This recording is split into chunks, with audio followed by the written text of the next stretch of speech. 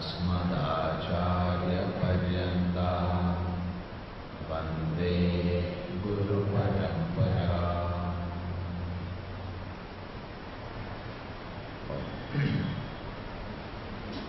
നമ്മൾ നാരദ ഭക്തിസൂത്രങ്ങളിൽ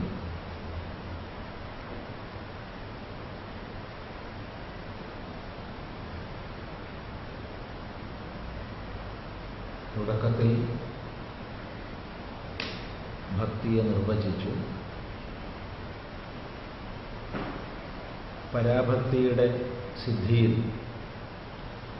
മനുഷ്യൻ സിദ്ധനും അമൃതനും തൃപ്തനും ആയിത്തീരുന്നു. ദ്വേഷം, ബാഹ്യവിഷയങ്ങളിലുള്ള രതി, വിവിധ ക്രിയാപദ്ധതികളിലേക്കുള്ള എടുത്തുചാട്ടം, ഇതൊന്നും ഉണ്ടാകുന്നില്ല. മത്തനും സ്തബ്ധനും ആത്മാരാമനുമായി ഭവിക്കുന്നു. അങ്ങനെയുള്ള ഭക്തി, പരാഭക്തി കാമത്തോടൊപ്പം ഉണ്ടാകുന്നതല്ല. എന്തുകൊണ്ടെന്നാൽ നിരോധരൂപമാണെന്നതുകൊണ്ട്. എന്താ നിരോധം എന്ന് ചോദിച്ചപ്പോൾ പറഞ്ഞു, ലോകവേദ വ്യാപാര ന്യാസമാണ് നിരോധം.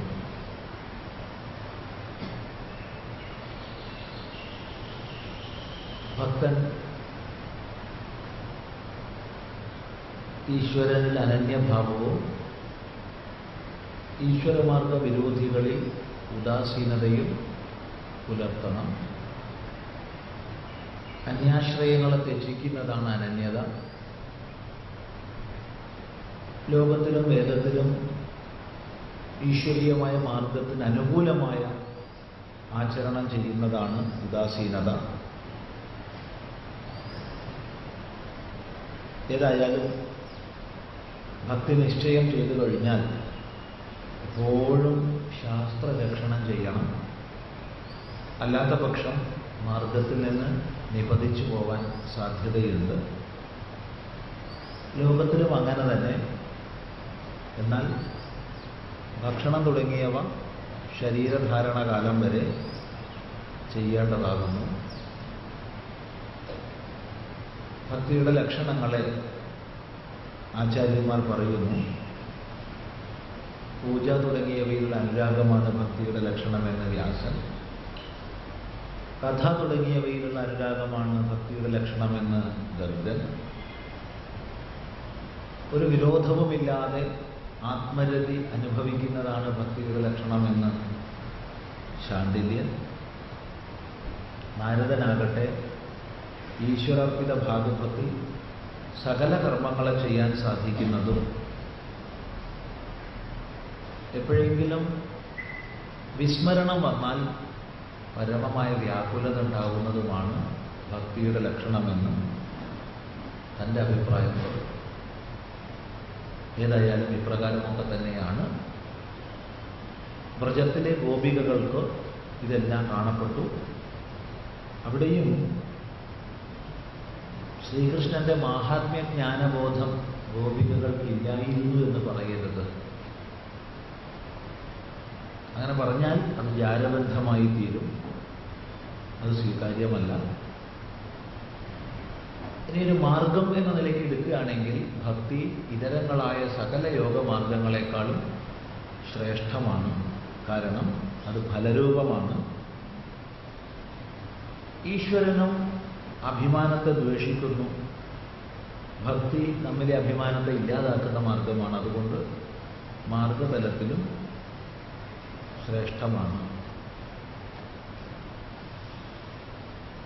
അവിടെയല്ലേ പറഞ്ഞു? ഇല്ല, കുറച്ചുകൂടി മുന്നോട്ട് പോയിക്കൊണ്ട് ഈ ഭക്തിയുടെ സാധനം എന്താണ് എന്ന് ചിന്തിച്ചപ്പോൾ ചിലർ പറയുന്നു ജ്ഞാനമാണ് സാധനം.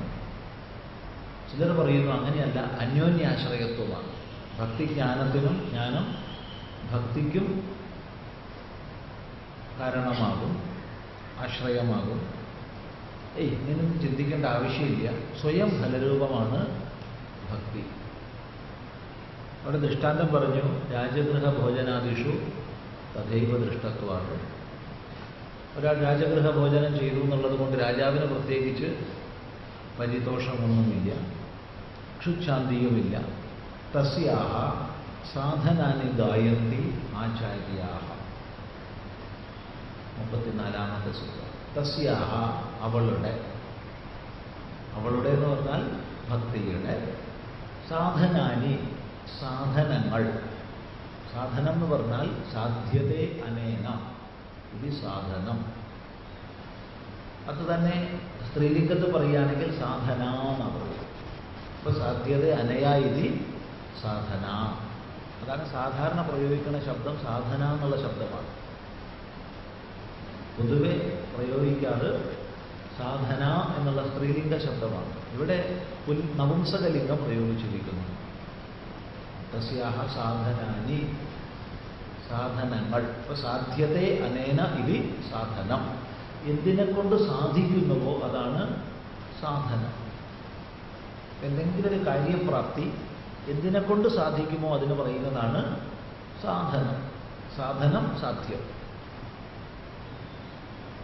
ഇവിടെ എത്തിച്ചേരുക എന്നുള്ളത് സാധ്യമാണെങ്കിൽ യാത്ര ചെയ്യുക എന്നുള്ളത് സാധനമാണ്.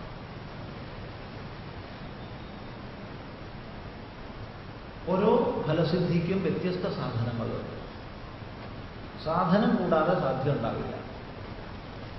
എനിക്ക് സാധ്യം വേണം, സാധന ചെയ്യാൻ തയ്യാറില്ല എന്ന് പറഞ്ഞാൽ അത് നടപ്പില്ല. ദാഹനിവൃത്തി വേണം, വെള്ളം കുടിക്കാൻ തയ്യാറാവണം. ഞാൻ വെള്ളം കുടിക്കില്ല എന്ന് പറഞ്ഞാൽ പിന്നെ എങ്ങനെ ദാഹനിവൃത്തി ഉണ്ടാവും? ഇപ്പൊ ദാഹനിവൃത്തി എന്നുള്ളത് സാധ്യമാണെങ്കിൽ വെള്ളം കുടിക്കുക എന്നുള്ളത് സാധനമാണ്. അപ്പം അതുപോലെ ശുദ്ധമായ ഭക്തി ഉണ്ടാകുന്നതിനുള്ള സാധനം എന്തൊക്കെയാണ്? തസ്യാഹ സാധനാനി, ഭക്തിയുടെ സാധനങ്ങളെ ഗായന്തി പാടിപ്പുകഴ്ത്തുന്നു. ഗായന്തി പാടുന്നു. പാടുന്നു എന്ന് പറഞ്ഞാൽ കീർത്തിക്കുന്നു. ആര്? ആചാര്യാഹ, ഭക്താചാര്യന്മാർ. ആചാര്യന്മാർ ഭക്തിയുടെ സാധനങ്ങളെ പാടിപ്പുകഴ്ത്തുന്നു. എന്തൊക്കെയാണ് ഭക്തിയുടെ സാധനങ്ങൾ? എന്ത് ചെയ്താൽ ഭക്തി ഉണ്ടാവും? അതാണ് തുടർന്ന് പറയുന്നത്. ആദ്യം പറയുന്നത് തത്തു വിഷയത്യാഗാത് സംഗത്യാഗാച്ച. തത്തു അതാകട്ടെ, തത് അത്, തു ആകട്ടെ, തത്തു അതാകട്ടെ, സംഗത്യാഗാത് വിഷയത്യാഗാത് ച. വിഷയത്യാഗം കൊണ്ടും സംഗത്യാഗം കൊണ്ടും. പതാകട്ടെ എന്ന് പറഞ്ഞാൽ ഭക്തിയുടെ സാധനമാകട്ടെ പ്രാപ്തമാകുന്നത് വിഷയത്യാഗം കൊണ്ടും സംഗത്യാഗം കൊണ്ടുമാണ്. ഇവിടെ മുൻ സൂത്രത്തിൽ തത്ത് എന്നുള്ളതിനാൽ നിർദ്ദേശിക്കപ്പെട്ടത് സാധനമാണ്. ശ്രദ്ധിക്കണേ, ഇവിടെ ഈ സൂത്രത്തിൽ തത് എന്ന് പറഞ്ഞതിലൂടെ ഉദ്ദേശിക്കപ്പെടുന്നത് മുൻ സൂത്രത്തിൽ പറഞ്ഞ സാധനമാണ്. ഒന്നുകൂടി പറയാം, വ്യക്തമായിട്ടില്ല എന്ന് തോന്നുന്നു. തസ്യാഹ സാധനാനി ഗായന്തി ആചാര്യാഹ, ഭക്തിയുടെ സാധനങ്ങളെ ആചാര്യന്മാർ പറയുന്നു എന്ന് പറഞ്ഞാൽ സാധനങ്ങളെ നമ്മൾ എണ്ണി പറയുക വേണ്ടത്. അങ്ങനെ സാധനങ്ങളെ പറയേണ്ടത് നിശ്ചയമായും പ്രഥമ വിഭക്തിയിലാണ്. എന്തെങ്കിലും ഒന്നിനെ നിർദ്ദേശിക്കാമെന്ന് പറഞ്ഞാൽ നിർദ്ദേശിക്കേണ്ടത് പ്രഥമ വിഭക്തിയിലാണ്. എന്നാൽ ഇവിടെ പഞ്ചമി വിഭക്തിയിലാണ് നിർദ്ദേശിച്ചിട്ടുള്ളത്. അപ്പോൾ അത് ശ്രദ്ധിക്കേണ്ട ഒരു ആശയമാണ്. വിഷയത്യാഗ സംഗത്യാഗ എന്നാണ് നിർദ്ദേശിക്കേണ്ടത്. എന്തുകൊണ്ട്? ഞാൻ ഭക്തി സാധനങ്ങളെ പറയാം എന്ന് പറഞ്ഞു കഴിഞ്ഞാൽ വിഷയത്യാഗവും സംഗത്യാഗവും ഭക്തി സാധനങ്ങളാണെന്നാണ് പറയേണ്ടത്. എന്നാൽ പറഞ്ഞത് അങ്ങനെയല്ല.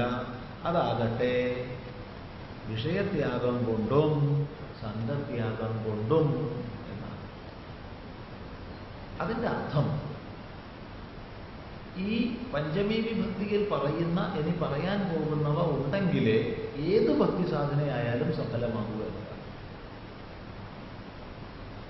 അതായത് വിഷയത്യാഗം സംഘത്യാഗം എന്നത് പറയുന്നത് കേവലം ഭക്തി സാധനയല്ല, മറിച്ച് മുഖ്യമായി പറയാൻ പോകുന്ന ഭക്തി സാധനകൾ സഫലമാകണമെങ്കിൽ ഈ പറയുന്നത് വേണം എന്നാണ്. ആശയമെത്താൻ വിചാരിക്കുക. അതിനാണ് പ്രഥമയിൽ നിർദ്ദേശിക്കാതെ പഞ്ചമിയിൽ നിർദ്ദേശിച്ചത്. വിഷയത്യാഗത്തിൽ നിന്നും അല്ലെങ്കിൽ വിഷയത്യാഗം കൊണ്ടും സംഘത്യാഗം കൊണ്ടും ഭക്തി സാധനകൾ സാധിക്കുന്നു, ഉണ്ടാകുന്നു.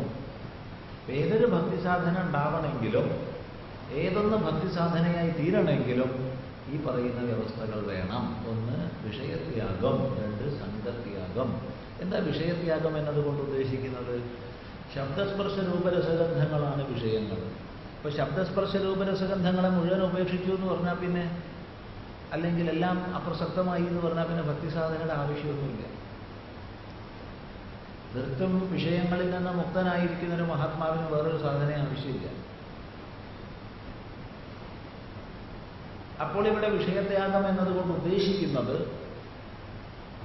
നമ്മളെ ബന്ധിക്കുന്ന തരം വിഷയങ്ങളുടെ ത്യാഗം എന്നാണ്. എനിക്കത് വേണം, ഇത് വേണം, അങ്ങനെ വേണം, ഇങ്ങനെ വേണമെന്ന് അനിയന്ത്രിതമായ ആഗ്രഹത്തോടുകൂടി പല പല വിഷയങ്ങളുടെ പിന്നാലെ നമ്മൾ നട്ടോട്ടം ഓടുന്നത്. ഓരോ വിഷയവും തന്നെ അതതിന്ദ്രിയത്തെ ആകർഷിക്കുന്നു, മനസ്സ് ഇന്ദ്രിയത്തെ തള്ളിവിടുന്നു. ഇങ്ങനെ വിഷയത്തിന് പിന്നാലെ ഇന്ദ്രിയങ്ങൾ പരക്കം പായുമ്പോൾ, മനസ്സതിനെ അനുഗമിക്കുമ്പോൾ, അങ്ങനെ അനുഗമിക്കുന്നവയിൽ ഏതെങ്കിലും ഒന്നിനെ ബുദ്ധി നിശ്ചയിക്കുമ്പോൾ ഒരിക്കലും നമുക്ക് സാധനാമാർഗത്തിൽ മുന്നോട്ട് പോകാൻ കഴിയില്ല. കാരണം വിഷയങ്ങൾ നിരവധിയാണ്.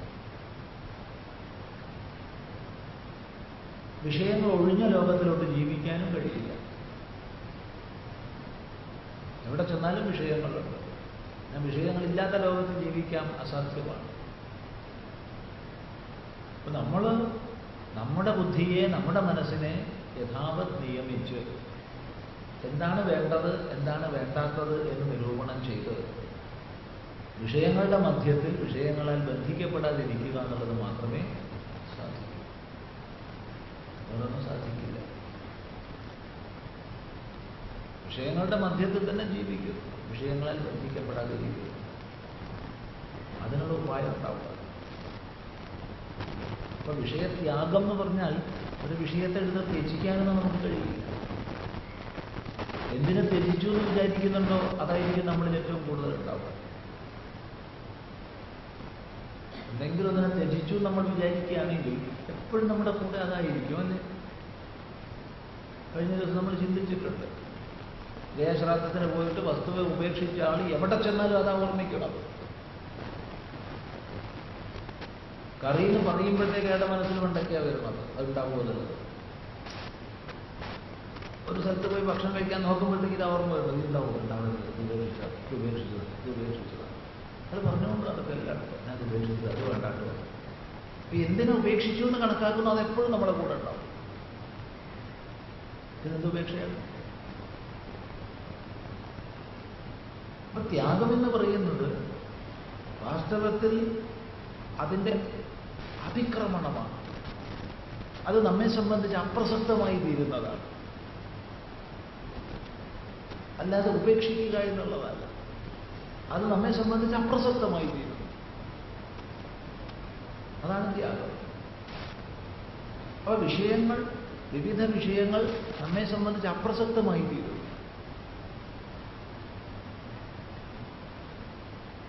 അതാണ് വിഷയത്യാഗം. പക്ഷേ പ്രാഥമിക തലത്തിലെ സാധകനോട് ഇത് പറഞ്ഞിട്ട് കാര്യമില്ല. കാരണം അവനെ സംബന്ധിച്ച് വിഷയങ്ങൾ അപ്രസക്തങ്ങളല്ല. അതുകൊണ്ട് അവനോട് വിവേകം ചെയ്യാൻ നമ്മൾ മനസ്സിലാക്കിയിരിക്കുന്നു.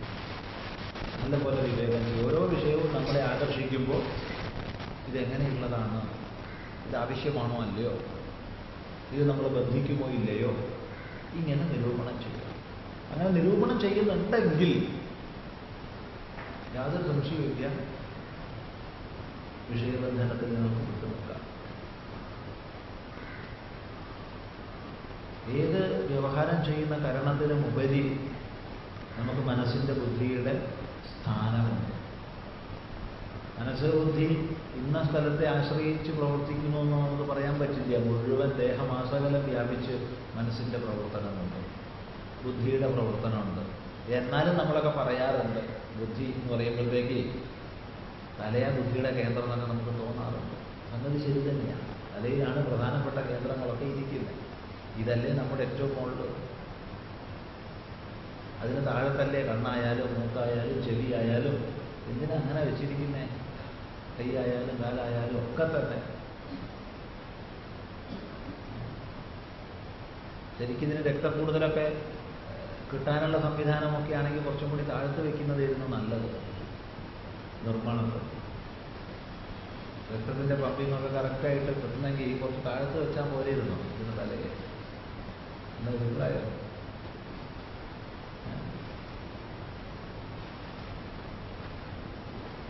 ഹൃദയത്തോട് ചേർന്ന് സമാന്തരമായിട്ടോ ഹൃദയത്തിന് താഴെയോ വെച്ചിരുന്നെങ്കിൽ നല്ല രക്തത്തിൻ്റെ ഫ്ലോ ഒക്കെ എപ്പോഴും ഉണ്ടാകുമായിരുന്നു. ദീർഘാസനമൊന്നും ചെയ്യേണ്ട ആവശ്യമൊന്നുമില്ല. ഇവിടെയാണ് മനുഷ്യന്റെ മറ്റെല്ലാ അവയവങ്ങൾക്കും ഉപരിയാണ് അവൻ്റെ മസ്തിഷ്കത്തിൻ്റെ സ്ഥാനം വെച്ചിട്ടുള്ളത്. ഇത് നമ്മൾ ഓർമ്മിച്ചാൽ തിരക്കേടില്ല. ഏതൊരു വിഷയഭോഗത്തിനുള്ള അവയവത്തെക്കാളും ഉപരിയാണ് കണ്ണിൻ്റെ സ്ഥാനം. കണ്ണിനേക്കാൾ ഉപരിയാണ് മസ്തിഷ്കത്തിൻ്റെ സ്ഥാനം. എന്തൊരു സന്ദേശമാണ് ഇത് തരുന്നതെന്ന് ഓർമ്മിച്ചാൽ നമുക്ക് ഒന്നിലും കൊടുക്കാണ്ട് സന്തോഷമായിട്ട് ജീവിക്കാം. വിവേകം, വിവേകാഭ്യാസം. അതുകൊണ്ട് വിഷയത്യാഗം എന്നുള്ളത് വിഷയങ്ങളുടെ നിസ്സാരതയെ ആലോചിച്ച് അതിക്രമിക്കലാണ്. 2, സംഘത്യാഗം. സംഘത്യാഗം എന്നുള്ളതിലൂടെ ഉദ്ദേശിക്കുന്നത് 1, അഹങ്കാര മമത്വ സംഘം. മമത്വ സംഘം, എന്തിനോടുമുള്ള എൻ്റെ എൻ്റെ എൻ്റെ എന്നുള്ള സംഘം അറിയാതെ വന്നു പോകുന്നു. ഇതിൻ്റെ നിസ്സാരത ആലോചിക്കുക. എൻ്റെ എന്നുള്ള സംഘത്തിൻ്റെ നിസ്സാരത ഒന്ന് ആലോചിച്ച് നോക്കുക. അറിയാണ്ട് വന്നു പോകുന്നുണ്ട് നമുക്ക്. എന്തിനാ നമുക്ക് എൻ്റെ എന്ന് പറയാൻ അർഹതയുള്ളത് ഒന്ന് ആലോചിച്ച് നോക്കുക. ലോകത്തിലെല്ലാ എൻ്റെകളും, എൻ്റെ വീട്, എൻ്റെ ഭാര്യ, എൻ്റെ ഭർത്താവ്, എൻ്റെ കുട്ടി, എൻ്റെ അത്, എൻ്റെ ഇത്, എന്തൊക്കെ എൻ്റെതല്ലാത്ത അറിയില്ല. ഏതെൻ്റെ ആയാലും തുടങ്ങുന്നത് ശരീരഗതമായ എൻ്റെ എന്നുള്ള ബുദ്ധിയിൽ നിന്നാണ്. ശരീരഗതമായ എൻ്റെ എന്നുള്ള ബുദ്ധിയുടെ പിന്തുടർച്ചയായിട്ടാണ് മറ്റെല്ലാ എൻ്റെകളും വരുന്നത്. ശരീരത്തിൽ തന്നെ എത്ര പേർക്ക് എൻ്റെ എന്ന് പറയാൻ പൂർണ്ണ അധികാരമുണ്ട്? നമുക്ക് ആർക്കും പൂർണ്ണമായ അധികാരമില്ല ശരീരത്തിൽ എൻ്റെ എന്ന് പറയാൻ. ഒരു നിയമമനുസരിച്ച് നടത്തിക്കൊണ്ടുപോകാനേ അധികാരമുള്ളൂ. ഇത്ര വെള്ളം കൊടുത്തോളൂ, ഇത്ര വായു കൊടുത്തോളൂ, ഇത്ര ഭക്ഷണം കൊടുത്തോളൂ എന്നൊക്കെ ഇതിൻ്റെ ട്രസ്റ്റ് ഉണ്ടാക്കുന്ന സമയത്ത് ഇതിൻ്റെ ഫൗണ്ടർ നിർദ്ദേശിച്ചതുപോലെ നടത്തിക്കൊണ്ടുപോകാനേ നമുക്ക് അധികാരമുള്ളൂ. അല്ലാതെ ആരെങ്കിലും വിചാരിച്ചാൽ ഒന്ന് ചെയ്തു നോക്കുക പറയാൻ സാധ്യമല്ല. ഒരു ട്രസ്റ്റ് രൂപീകരിക്കുമ്പോൾ അതിൻ്റെ ഫൗണ്ടർ എഴുതി വെക്കുന്ന നിയമം അനുസരിച്ച് നടത്തിക്കൊണ്ടുപോകാനേ ബാക്കിയുള്ളവർക്ക് കഴിയും. അതുപോലെയാണ് ഈ ശരീരം. അതിനപ്പുറത്തും ഇപ്പുറത്തും ചെയ്യാൻ നമുക്ക് അധികാരമില്ല, കഴിയില്ല. അത് ചെയ്ത് നോക്കിയാലും അപ്പോൾ അപകടം ഉണ്ടാവും. വേണ്ടാന്ന് വിചാരിക്കണതൊക്കെ അതിൽ വരുന്നുണ്ട്, വേണമെന്ന് വിചാരിക്കണ ഒന്നും വരുന്നുമില്ല. എന്നാലും നമ്മൾ പറയും എൻ്റെ. എന്തൊക്കെ വരണ്ടാന്ന് വിചാരിക്കേണ്ട അവരൊക്കെ വരുന്നുണ്ട്. രോഗം വേണം നമുക്ക് ആർക്കും ആഗ്രഹമില്ല, മരണം വേണം നമുക്ക് ആർക്കും ആഗ്രഹമില്ല, ദുഃഖം വേണം നമുക്ക് ആർക്കും ആഗ്രഹമില്ല. ഇതൊക്കെ വരുന്നുണ്ട്. സുഖം വേണം എപ്പോഴും ആഗ്രഹമുണ്ട്. എപ്പോഴും സുഖം ഉണ്ടാവുന്നുണ്ടോ? അപ്പം നമ്മുടെ ഇച്ഛയ്ക്ക് അനുസരിച്ച് മാത്രമല്ല ഈ വരവും പോകും. പിന്നെ ഇത് എൻ്റെ എൻ്റെ എൻ്റെ എന്ന് പറഞ്ഞിരുന്നു എന്തർത്ഥമെന്ന് ആലോചിച്ചു. അപ്പം ഇങ്ങനെ ചിന്തിച്ച് കഴിഞ്ഞാൽ ഈ ലോകത്തിൽ ഒരു വസ്തുവെ സംബന്ധിച്ചും എൻ്റെ എന്ന് പറയാൻ നമുക്ക് അധികാരമില്ല. അതെ, എന്തിനെ സംബന്ധിച്ചാ പറയാം? ഇത് സത്യമാണ്. ഇതങ്ങ് മനസ്സിലാക്കിയാൽ പ്രശ്നമില്ല. എന്നാലും നമ്മൾ പറയും എൻ്റെ. എൻ്റെ വ്യാഖ്യാനം എങ്ങനെ ഉണ്ട്? നന്നായിട്ടില്ലേ? എൻ്റെയുടെ അർത്ഥശൂന്യതയെക്കുറിച്ചുള്ള എൻ്റെ വ്യാഖ്യാനം എങ്ങനെയുണ്ട്? അതാണ് ഈ എൻ്റെയുടെ സ്തുതി. മമേതി മായ പ്രവർത്തതേ. മായ എങ്ങനെയാ പ്രവർത്തിക്കണമെന്ന് ചോദിച്ചപ്പോൾ ആചാര്യൻ പറഞ്ഞത് മമേതി മായ പ്രവർത്തത, എൻ്റെ എന്ന നിലയ്ക്കാണ് ഈ മായ പ്രവർത്തിക്കുന്നത്. എങ്ങനെയാ പിടികൂടുക എന്ന് പറയാൻ വയ്യ. എൻ്റെ എന്നുള്ളതിനെ ഒഴിവാക്കാൻ വേണ്ടി എന്തൊക്കെ ആചാര്യന്മാർ പറഞ്ഞിട്ടുണ്ടോ അതിൽ എൻ്റെ എന്ന് തോന്നാം. ചെറിയ ഉദാഹരണം പറയാം. ഈ നാമത്തിൽ നമുക്കുള്ള മമത്വം, നമുക്കൊക്കെ പേര് ആരോ കൽപ്പിച്ചതാണ്. പേരല്ലല്ലോ നമ്മൾ. അച്ഛനോ അമ്മയോ ആചാര്യനോ അല്ലെങ്കിൽ 3 പേരും കൂടി ആലോചിച്ചോ ചണ്ട കൂടിയോ എങ്ങനെയൊക്കെയോ നമുക്ക് പേരിട്ടതാണ്. എങ്ങനെയാണെന്ന് പറയാൻ വയ്യ. പക്ഷെ പേര്, കുറച്ച് പേര് അങ്ങനെ ആൾക്കാർ വിളിക്കുമ്പോഴത്തേക്ക് നമുക്ക് പേരിനോട് മമത്വമായി. പിന്നെ ആ പേര് പറഞ്ഞ ആൾക്കാർ തെറി പറഞ്ഞാൽ നമുക്ക് ദേഷ്യം വരില്ലേ? ആ പേരിനോടുള്ള മമത്വം. അപ്പം അത് കഴിഞ്ഞു. അപ്പോൾ ഒരാൾ ആത്മീയ സാധനാ മാർഗത്തിൽ മുന്നോട്ട് പോകുന്നു. ഈ സർവ്വവിധ മമത്വത്തിന് ഉപരി എത്താൻ വേണ്ടിയുള്ള സാധനാക്രമത്തിലാണ്. അപ്പം അതിൻ്റെ ഭാഗമായിട്ട് അയാൾ നൈഷ്ഠിക ബ്രഹ്മചര്യ ദീക്ഷ സ്വീകരിച്ചു. അപ്പോൾ നൈഷ്ഠിക ബ്രഹ്മചര്യ ദീക്ഷ സ്വീകരിക്കുമ്പോൾ ഗുരുനാഥൻ എന്ത് ചെയ്തു? ഇയാളുടെ പേര് അതാണ്ട് മാറ്റി. എന്തിനാ പേര് മാറ്റുന്നത്? ആ പേരിനോടുള്ള അറ്റാച്ച്മെൻറ്റ് പോകാൻ വേണ്ടിയിട്ടാണ്, വേറൊന്നല്ല. പേര് മാറ്റി. അത് തുടങ്ങിയാലും ഇതിനോട് അറ്റാച്ച്മെൻറ്റ്. അതെ, ബന്ധനം ഇല്ലാണ്ടാവാൻ വേണ്ടിയിട്ട്, മമത്വബന്ധം ഇല്ലാണ്ടാവാൻ വേണ്ടി പുതിയ പേര് കൊടുത്തപ്പോൾ പുതിയ പേരിനോട് ബന്ധനം. ആ പേരിലോ മറ്റോ കുറച്ചൊരു ബഹുമാന സൂചകമായ ശബ്ദമൊന്നും ചേർക്കാതെ വിളിച്ചു കഴിഞ്ഞാൽ ദേഷ്യം പിടിക്കുകയായിരുന്നു. അതും കഴിഞ്ഞു. അടുത്ത ഘട്ടത്തിൽ സന്യാസത്തിലേക്ക് എത്തി. സന്യാസ ദീക്ഷ സ്വീകരിക്കുക, ഈ പേര് മാറ്റിക്കുകയാണ്. നോക്കണേ, ഏകദേശം അതിനോടൊരു മമത്വമായി എന്ന് വന്നപ്പോഴത്തേക്ക് അതും മാറ്റി പുതിയ പേര്. ഇനി മമത്വം വരില്ല എന്നാണ് ഗുരുനാഥൻ്റെ വിചാരം. പക്ഷേ ഇതിനോടാണ് ഇനി ഏറ്റവും മമത്വം. നിങ്ങളാരെങ്കിലും സ്വാമി ചിദാനന്ദപുരി എന്ന് പറഞ്ഞിട്ട് തെറി പറഞ്ഞിട്ട് അപ്പം കാണേണ്ട രൂപം എന്താണെന്ന് അതാണ്. അറിയാതെ ഒരു മമത്വം വരിക. ഇതിനെക്കുറിച്ചാണ് തെറി പറയുമ്പോൾ ഞാനെന്തിന് ഏറ്റെടുക്കണം? ഇത് ഞാനാണ്. എന്നെ വിളിക്കാൻ ഗുരുനാഥനിട്ട പേരാണ്, അല്ലാണ്ട് ഇത് ഞാനല്ല. ചിന്തിക്കുക. പക്ഷെ ഇതൊക്കെ പറഞ്ഞുകൊണ്ടിരിക്കുമ്പോൾ തന്നെ ഒരാൾ സ്വാമി ചിദാനന്ദപുരി പറഞ്ഞിട്ട് തെറി പറയുമ്പോഴത്തേക്ക് എൻ്റെ മുഖമെല്ലാം മാറാൻ തുടങ്ങും. പരമാവധി ഞാൻ മറച്ചു വെക്കാനൊക്കെ ശ്രമിക്കും. ക്ലാസ് കഴിഞ്ഞ് രഹസ്യമായിട്ടാണ് അയാൾക്ക് കൊടുക്കരുത്. ചിന്തിക്കുക. ഇതാണ് സ്തുതി. ഇതുപോലെ രൂപത്തോട് പിന്നെ അവിടെ അങ്ങോട്ട് എന്തിനോടൊക്കെ എന്ന് പറയേണ്ട ആവശ്യമില്ല. അപ്പം അതുകൊണ്ട് സംഘം ഉപേക്ഷിക്കുക എന്നൊക്കെ പറയാൻ വളരെ എളുപ്പമാണ്. പക്ഷേ നിരന്തര വിവേകത്തിലൂടെ സാധിക്കാത്തതൊന്നും മനുഷ്യനില്ല. എന്തും സാധിക്കുന്നവനാ മനുഷ്യൻ. അങ്ങേയറ്റത്തെ നിശ്ചയദാർഢ്യം, നിരന്തര സാധന, ഇത് രണ്ടും ഉണ്ടെങ്കിൽ മനുഷ്യന് സാധിക്കാത്തതൊന്നുമില്ല. ഇനി സംഘത്യാഗം എന്നുള്ളതിന് ദൂഷിതങ്ങളായ സംഘങ്ങളെ ഉപേക്ഷിക്കുക എന്ന് പറയാം. ദുഷ്ടസംഘങ്ങളെ ഉപേക്ഷിക്കുക. ഇപ്പൊ പറഞ്ഞ മമത്വ സംഘമാണ്. അതുപോലെ ദൂഷിതങ്ങളായ സംഘങ്ങളെ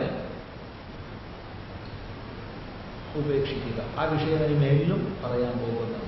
അതെങ്ങനെ സാധിക്കും എന്നുള്ളതൊക്കെ നമുക്ക് അവിടെ ചിന്തിക്കാൻ വിശദമായിരുന്നു. ദുസ്സംഘങ്ങളെ പരമാവധി ഉപേക്ഷിക്കുക. അതെങ്ങനെ സാധിക്കും? നമുക്ക് മുന്നോട്ടൊരു സൂത്രം തന്നെ വരുന്നുണ്ട്, അപ്പോൾ പഠിക്കാം. അപ്പോൾ ഇവിടെ 2 സാധനയാണ് പറഞ്ഞത്. ഒന്ന് മമത്വ സംഘം ഉപേക്ഷിക്കുക. അതുപോലെ വിഷയ ഭോഗങ്ങളിൽ അല്ലെങ്കിൽ വിഷയങ്ങളോടുള്ള സംഘം, അമിതമായ ഒട്ടിച്ചേരൽ വിവേകം കൊണ്ട് ജയിക്കുക. വിവേകം കൊണ്ട് മാത്രമേ സാധിക്കൂ, വേറൊരു മാർഗവും. ശ്രദ്ധിക്കുക. ഏത് വിഷയമാണോ നമ്മളെ ബന്ധിക്കുന്നത് ആ വിഷയത്തിൻ്റെ സ്വരൂപത്തെക്കുറിച്ചൊന്ന് ആലോചിച്ചാൽ മതി. സ്ത്രീ ആയിക്കോട്ടെ, പുരുഷനായിക്കോട്ടെ, പണമായിക്കോട്ടെ, പേരായിക്കോട്ടെ, പ്രസിദ്ധി ആയിക്കോട്ടെ, എന്തോ ആയിക്കോട്ടെ, ഓരോരുത്തർക്കും ഓരോ ഒട്ടലായിരിക്കും ഉണ്ടാവുക. ഓരോ വിഷയമായിരിക്കും ഓരോരുത്തരെ ആകർഷിക്കുക. അതിനെക്കുറിച്ചൊന്ന് വിചാരം ചെയ്താൽ മതി. അതിനെ വിചാരം ഇല്ലാണ്ട ചിലർ പറയുന്നത് വെച്ചാൽ ഏത് വിഷയമാണോ നിങ്ങൾ ആകർഷിക്കണം അത് വിചാരം ചെയ്യണ്ടെന്ന് പറയും.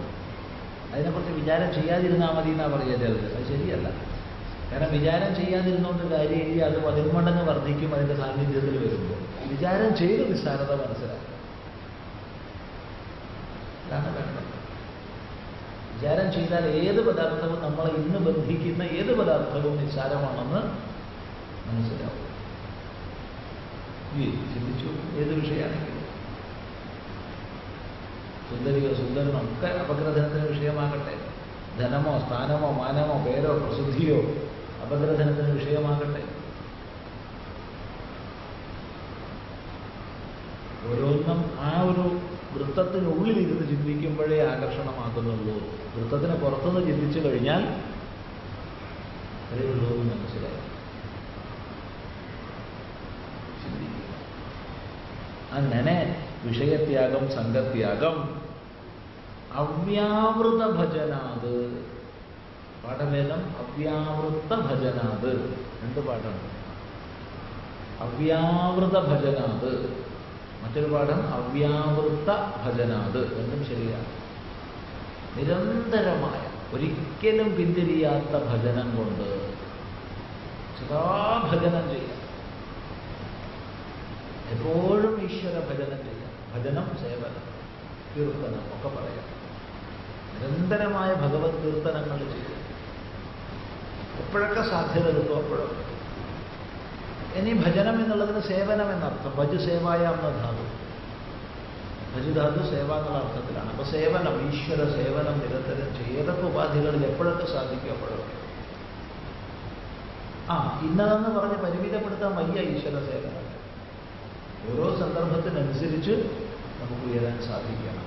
പക്ഷേ നിരന്തരം നമ്മൾ ചെയ്യുന്നതൊക്കെ ഈശ്വര സേവനമാണെന്ന തിരിച്ചറിവ് നമുക്കുണ്ടായിരിക്കണം. അതാണ് മുഖ്യം.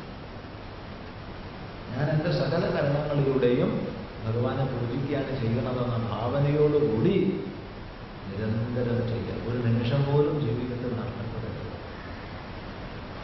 വ്യാപൃതമായ ഭജനം വ്യക്തമാണല്ലോ.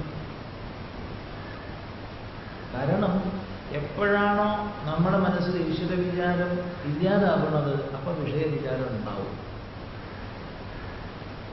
അല്ലാതെ വിഷയവിചാരത്തെ ഇല്ലാതാക്കാൻ വേറെ വഴിയില്ല. ഈശ്വര വിചാരം കൊണ്ട് മനസ്സ് നിറയ്ക്കുമ്പോൾ ആ മനസ്സിൽ പിന്നെ വിഷയവിചാരത്തിന് സ്ഥാനമില്ല.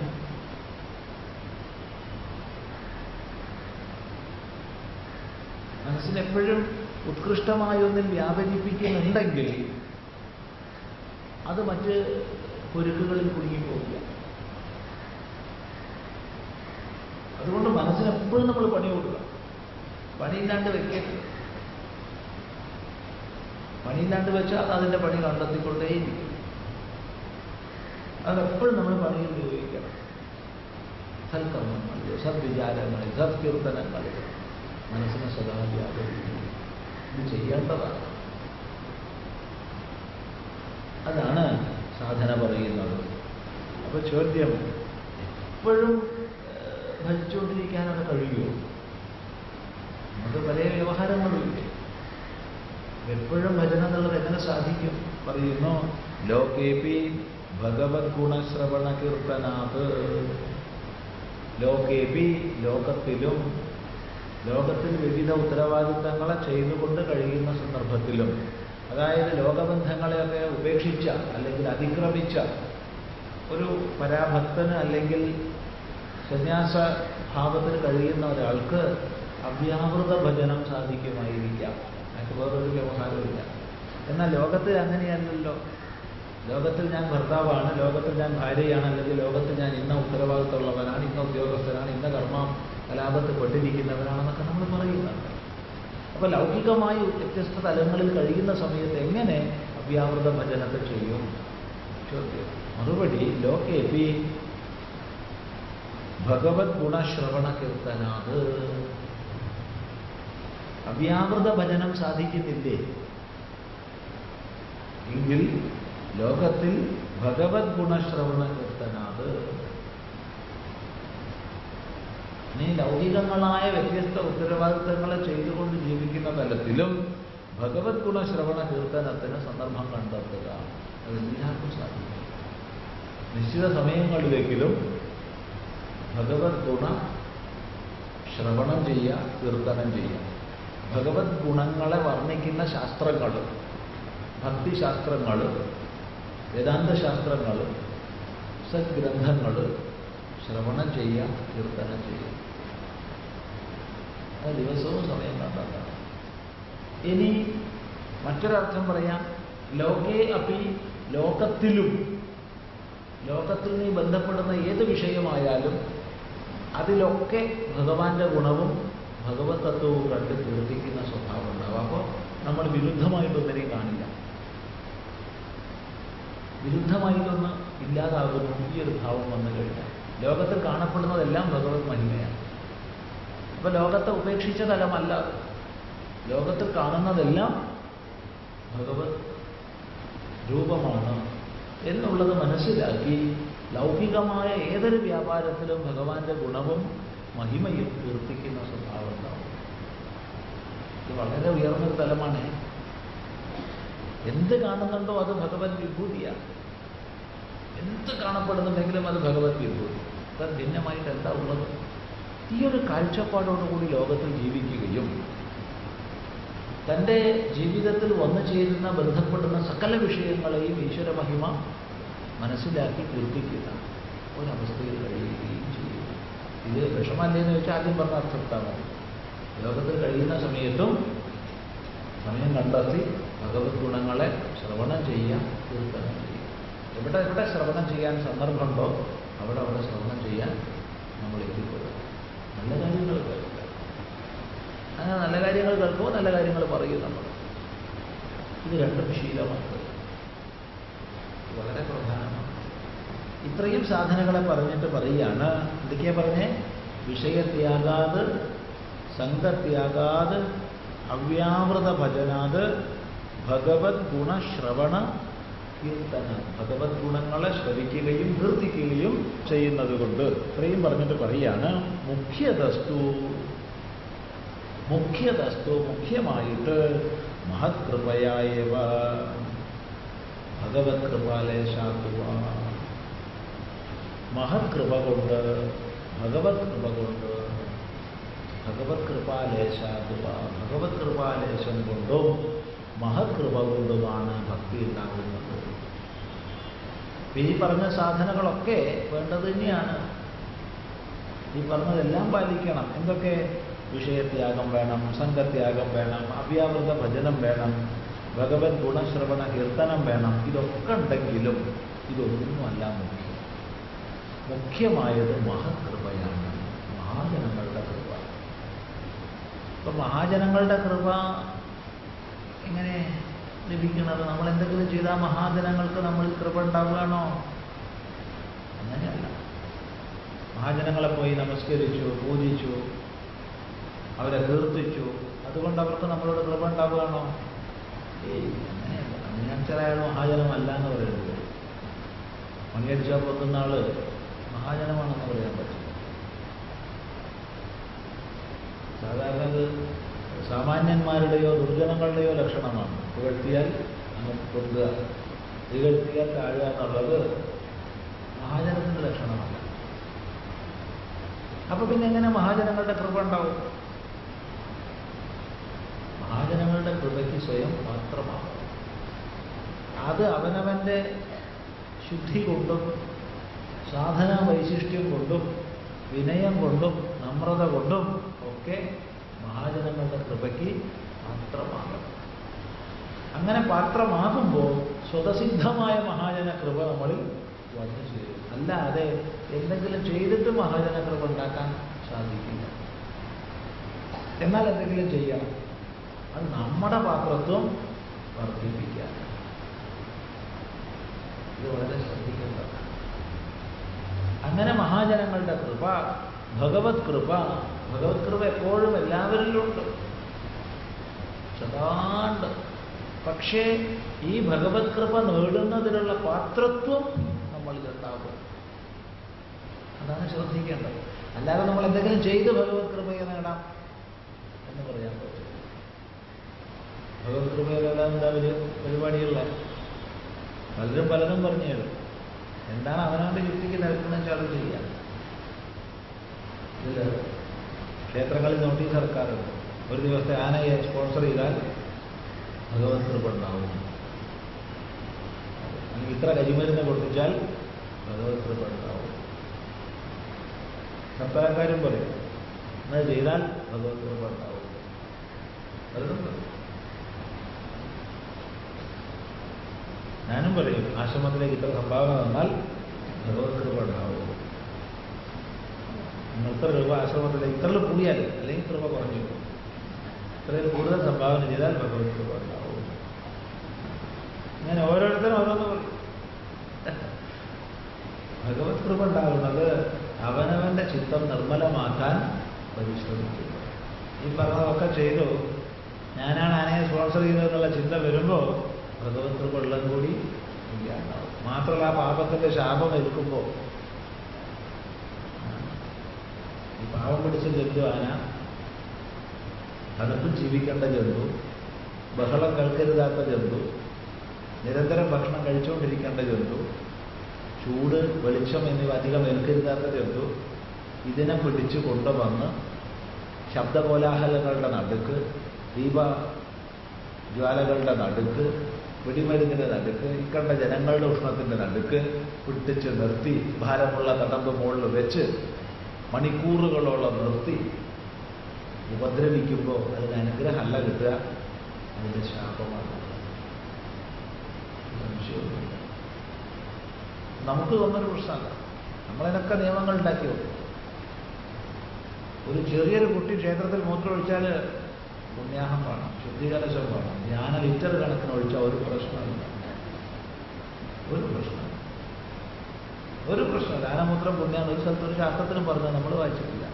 ഗോമൂത്രത്തിന് മഹത്വം പറഞ്ഞിട്ടുണ്ട്, അസ്ഥിമൂത്രത്തിനൊരു മഹത്വം പറഞ്ഞതായിട്ട് എവിടെയും കണ്ടിട്ടില്ല.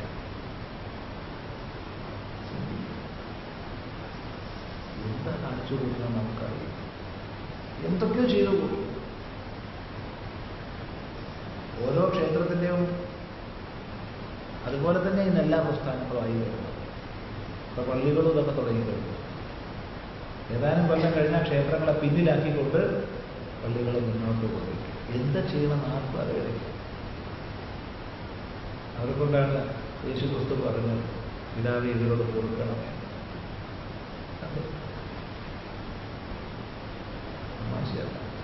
അതുകൊണ്ട് ഭഗവത് കൃപ എങ്ങനെയുണ്ടാവുക, മഹാകൃപ എങ്ങനെ ഉണ്ടാവുക എന്ന് ചോദിച്ചാൽ ഇങ്ങനെയുള്ള ഒരു കർമ്മം കൊണ്ടുമല്ല. കർമ്മം വേണ്ടെന്നല്ല പറഞ്ഞത്.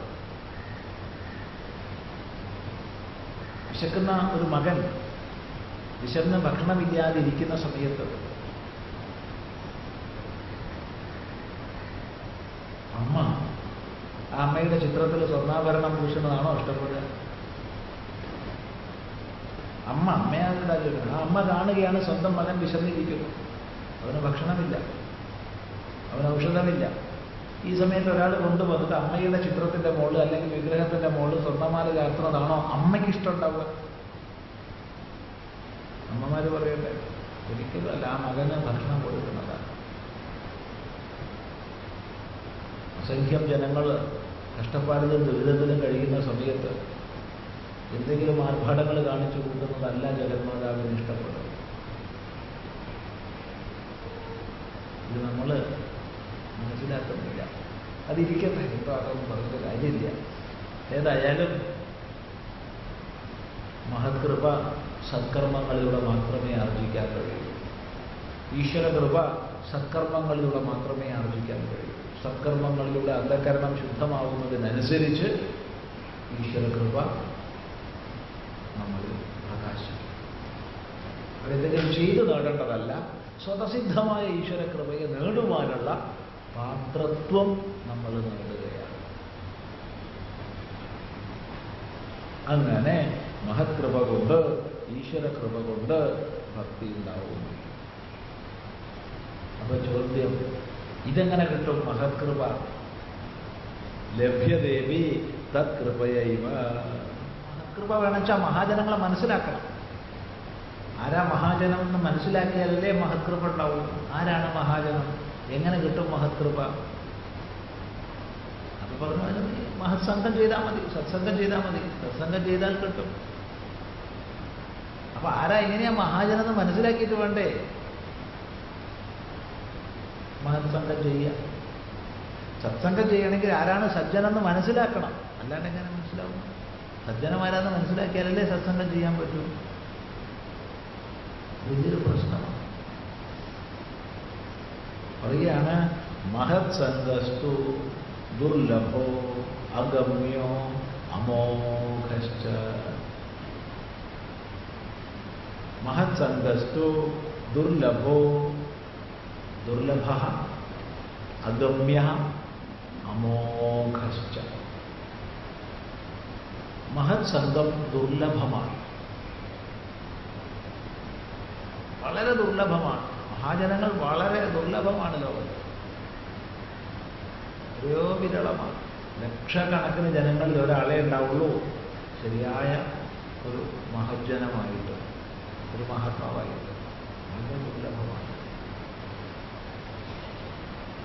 സംശയമില്ലാത്ത വിഷയമാണ്, നമുക്കറിയാം. അത് മനുഷ്യാം സഹസ്രേഷു കശ്ചിത് യതതി സിദ്ധയെ യഥതാമപി സിദ്ധാനാം കശ്ചിൻ മാം വേദി തത്വം. ആയിരക്കണക്കിന് മനുഷ്യന്മാരിൽ ഏതോ ഒരാളാണ് ജ്ഞാനസിദ്ധിക്കായി കൊണ്ട് പരിശ്രമിക്കുന്നത്. അങ്ങനെയുള്ള ആയിരക്കണക്കിന് പേരിൽ ഒരാളാണ് ശരിയായ പരാഭക്തനാകുന്നത്, അല്ലെങ്കിൽ ശരിയായ മഹാത്മാവാകുന്നത്. നമുക്ക് പറയാൻ വയ്യ. മഹത്സംഗം വളരെ ദുർലഭമാണ്.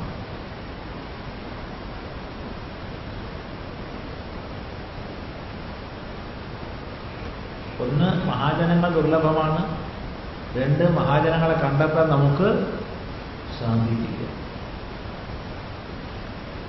നമ്മൾ പലപ്പോഴും പേരോ പ്രസിദ്ധിയോ പ്രസംഗപാഠവമോ ഗ്രന്ഥരചനാ നൈപുണ്യമോ ഒക്കെ നോക്കിയിട്ടായിരിക്കും മഹാത്മാക്കളെ തിരിച്ചറിയുക. അല്ല, പ്രസംഗാട്ടോ ആളൊരു മഹാത്മാവാൻ തോന്നുന്നു, അല്ലെങ്കിൽ ധാരാളം പുസ്തകം എഴുതിയിട്ടുണ്ട്, മഹാത്മാവാൻ തോന്നുന്നു, നല്ല ഉപദേശങ്ങളൊക്കെ കൊടുക്കുന്നുണ്ട്, അതുകൊണ്ട് മഹാത്മാവാൻ തോന്നുന്നു.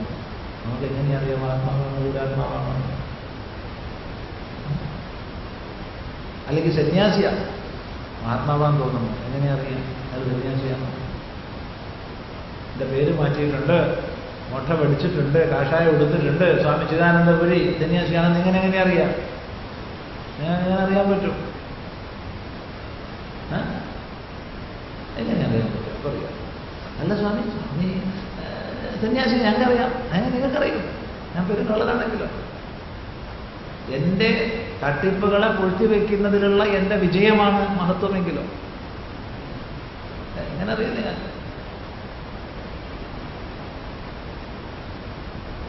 പിന്നെ ലോകപ്രസിദ്ധിക്കാണെങ്കിൽ പല വഴികളുണ്ട്. ഓരോ കൊല്ലം കഴിയുന്നതോറും അത്തരം വഴികൾ കൂടി വരികയാണ്. ലോകപ്രസിദ്ധിക്ക് എന്തൊക്കെ എളുപ്പ വഴിയുണ്ട്.